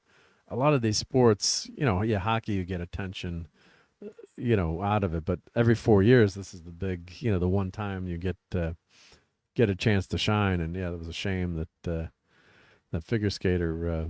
He was I don't think he had lost in like three years. So yeah, that really tough to see. Especially skating too, like that. You can Ilya Malinin. And believe it or not, I used to figure skate because my mom wouldn't take me to hockey practice at 6 a.m.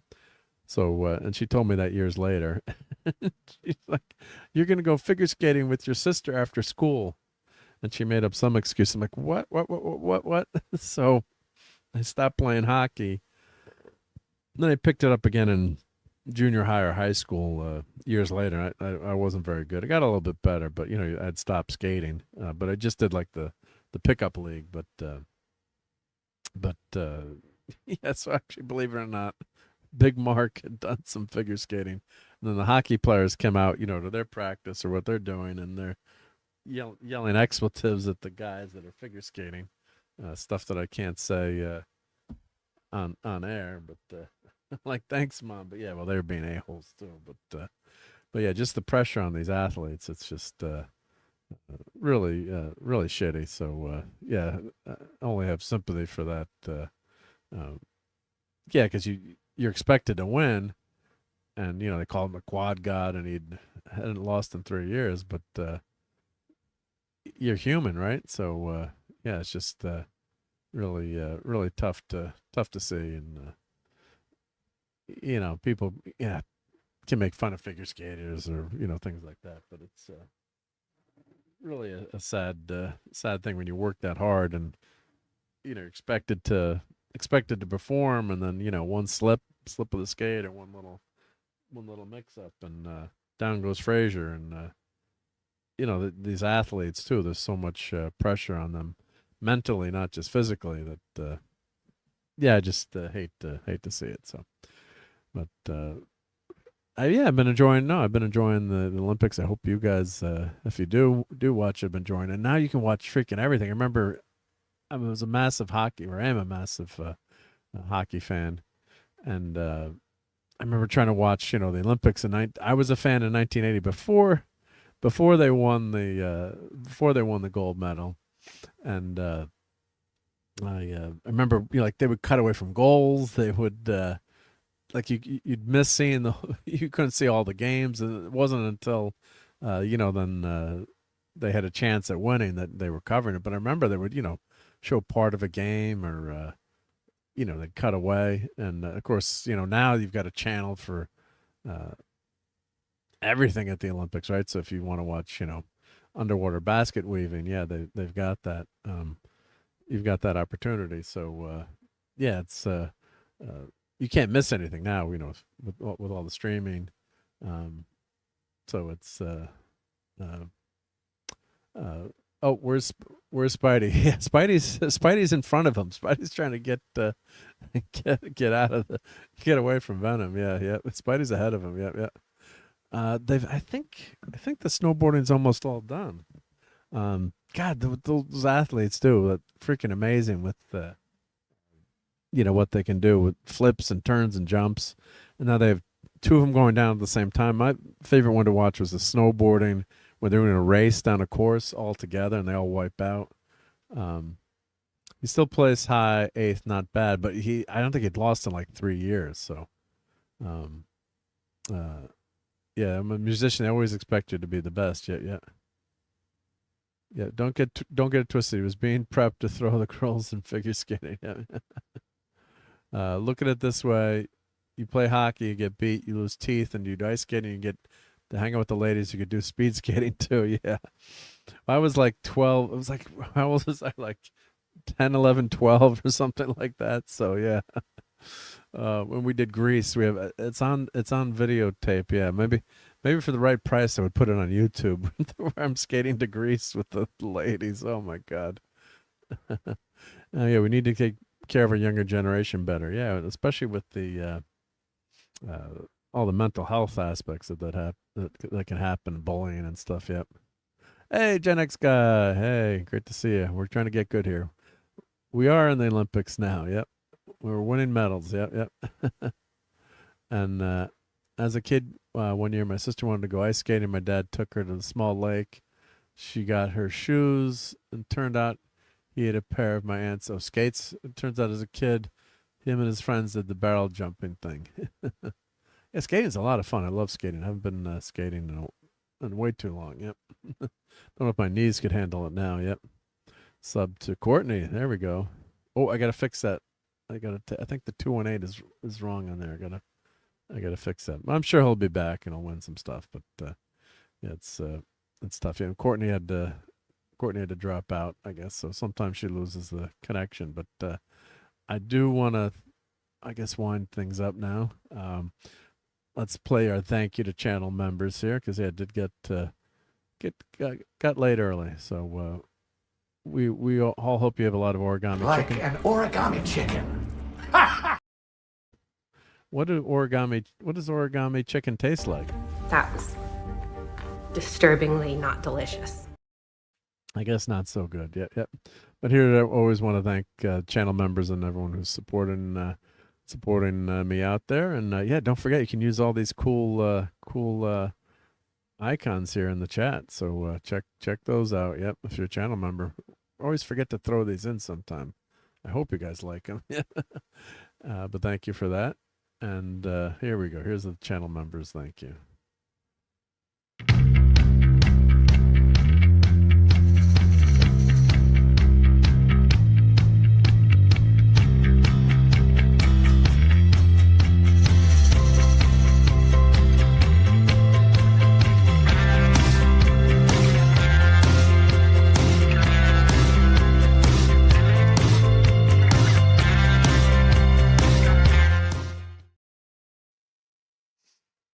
Oh wow! Hey, well, Professor R2, yeah, we're just headed out here now. We've got to set our warp drives till tomorrow, or set our hyperdrive for Star Trek, right? Yep.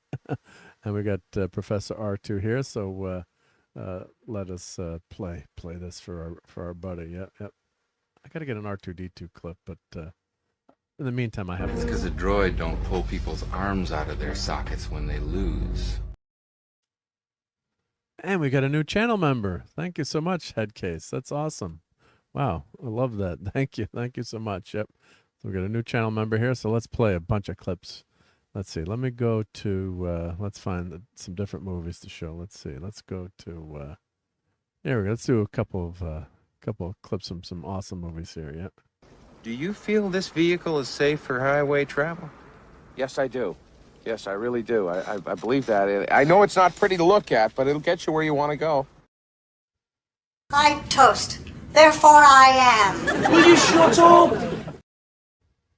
And by the way, they're real and they're spectacular.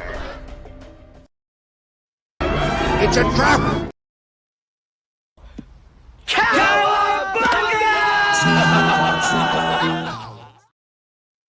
And you're no match for my brains. You're that smart. Let me put it this way. Have you ever heard of Plato, Aristotle, Socrates? Yes? Morons. You don't do heavy metal in Dublin, you know. I mean, In what? In what? in Dublin. I mean, you can't. In Dublin? She means Dolby, all right? She means Dolby. So thank you, Headcase, for becoming a member of the channel. All right, let's catch up to the chat here before we head on out. So the story goes, they're barrel jumping. Others wanted to play them in the hockey. They went, no, we don't have sticks. Trouble starting, they laid out the hockey guys. So the hockey players stay on the ice. Yep. Just use a talkie toaster clip for me. Yep. All right, that's you, because you are a talkie toaster, right? Yep. We love toast here. We love toast. Yep. All right, well, Courtney, unfortunately, probably had trouble with her internet connection there, but I want to thank Courtney for joining us. And here, let's thank our top fans for the night. So we had, we had like 30 people in the chat. So we had Dale, Cypher Chaos, Uzar, Tom was here, Polly's Minion, Paulie, Claude Saline, Wes Cagle, Darren, Six was here, Anthem, Keely Chow, Your Muslim Uncle, R2, Marks 47, Cabe Levine, RobAltis, Maddie's Daddy, Lemon Pie, Lenrod, Phantom, Jamie Lynn, Admiral Teague, Phantom Outsider, The Stream Element Spot, Brian Hepburn, and and then who's number one tonight is the real Headcase. Yep, thank you, Headcase. Yep, and thank you for becoming a member. Oh, and let me check on the verticals. Who do we have on the? I got to check on the vertical stream since we're horizontal and vertical tonight. So let's check our top fans on the vertical, and sometimes we get even more people on the vertical there. So let's see. We got Gen X is on the vertical, AM37, and Aravek Sonder. Oh, and on Rumble too. We had Darren on Rumble too. So we are streaming on the Rumbles as well. So, no, everyone have a healthy, safe week. Coming up, I got a lot of stuff to show. Thank you, Lemon Pie. Thank you for being here. I got a lot of cool new gadgets and gizmos. And one thing I've been working on, I'm trying to bring my PC Junior back to life. I want to get back into doing a little bit more. I haven't really done much computing on the channel. And I've got a huge, the things I collect, Star Trek and action figures. And actually, I've been collecting computers since the 70s, believe it or not. So I have a huge computer collection, which I really haven't shown much of. And I pulled a Dell XPS Windows 98 machine, and I've been tweaking it and trying to get it to run again. So I want to do some retro gaming on that and just pull up some of my old DVDs. And I think Windows 98 is a good way to go because that's got you can just go right to DOS in that in Windows 98. So I think I finally got that computer working. So I'm going to do some retro gaming stuff on top of the 3D printing. And the latest thing I've been 3D printing is some Jaws diorama. And I got some cool Legos. Oh, and check out I found an action figure set of I've been looking for my Superpowers figures. I'm missing like a bunch of action figures in my collection. So if you guys didn't get a chance to watch my video that I did last week, let me put this in the chat. It's kind of long. I should break it up so it just shows some of the highlights. But I found a box of action figures in my mom's attic. With the house being screwed, with the pipes bursting, we were going through some of the stuff, and yeah, I found this box. I'm like, as soon as I opened one of the figures, it was actually a bag on the floor in the attic, and the bag had fallen apart. But I was like, wow, this is where the figures were. Oh, Courtney's phone died. Yeah, I'm plugged in now at 2%. Well, we're heading on out, Courtney. But thank you so much for being here. But if you guys didn't get a chance to watch this, or I got to do like a highlight video of it. But just all my old action figures, like a whole slew of them, covering the desk, and I'd forgotten what was some of the ones that were in there, Star Trek figures. So yeah, so check out that stream, and oh, Courtney put a link. Was that your link of your toys that you had found? I think, Courtney, or showing. Yep. Oh, Courtney's got it. Yeah, thank you. Yep. What was the what did I unbox? Yep. So here I'll show. I'll show a couple of seconds of this one here. Yep. Let's go to the very end, but as you can see, all the toys that are on my desk now. That's the remnants of the bag that fell apart. But the big challenge was trying not to have everything on the desk fall over and collapse. So, but you can see all the, and I found Ed 209. So that was really cool finding Ed 209. Yep. And the head kiss says, "Thank you for having me. I hope at least one of us has dinner with William Shatner. That would be awesome." Yep. That's a definite bucket list occurrence. Yep. Yeah. So everyone check out that. Oop, I'm not. There we go. I'm not sharing the. So I'm looking at the other screen. Here we go. Here's the. I think I'm playing it at playback speed. There we go.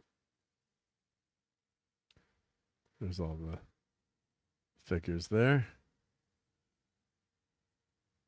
It just gives you an idea of how many figures I found. So it's a lot of the original X-Men, some of the Batman toys, and the Superpowers line. So really happy to find those figures. I wish I had more Superpowers, but I got some cool ones. So, and thank you, Courtney, for that.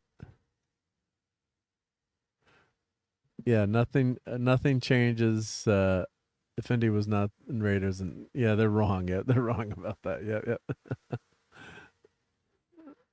And I found my Mazinger Shogun Warrior. Yep. So that was a really fun stream to do. So check that out. And when I get a chance, I got to edit it down, so I just get some of the highlights there. But that was a lot of fun. So, all right, everyone. So let's hit. Let me change back to my main screen here. All right. There we go. All right. Well, everyone enjoy the rest of the Olympics. Have a healthy and safe week. And we'll catch you on Toxic Tuesday. We're doing another Chuck Norris. Oh, no. Are we switching to what's the next Toxic Tuesday film? Let's see. Let's see what we got here for Toxic Tuesday. Our next film is... Okay, Lethal Weapon 3. Lethal Weapon 3, okay. So be there for Lethal Weapon 3, which is a great movie, yep. So, all right, everyone. So thank you again, and we'll catch you on the next week. Thanks again, Courtney, for hanging out with me. And, yeah, final Knights of the Seven Kingdom next week. Probably do a watch party before that. Before Geekery, and catch you during the week. All right, everyone, take care and have fun storming the castle. Fun storming the castle. It's 106 miles to Chicago. We got a full tank of gas, half a pack of cigarettes. It's dark, and we're wearing sunglasses. Hit it.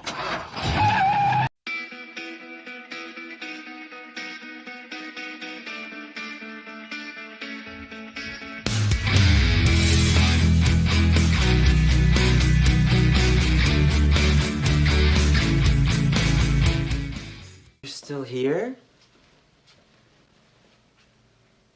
It's over. Go home.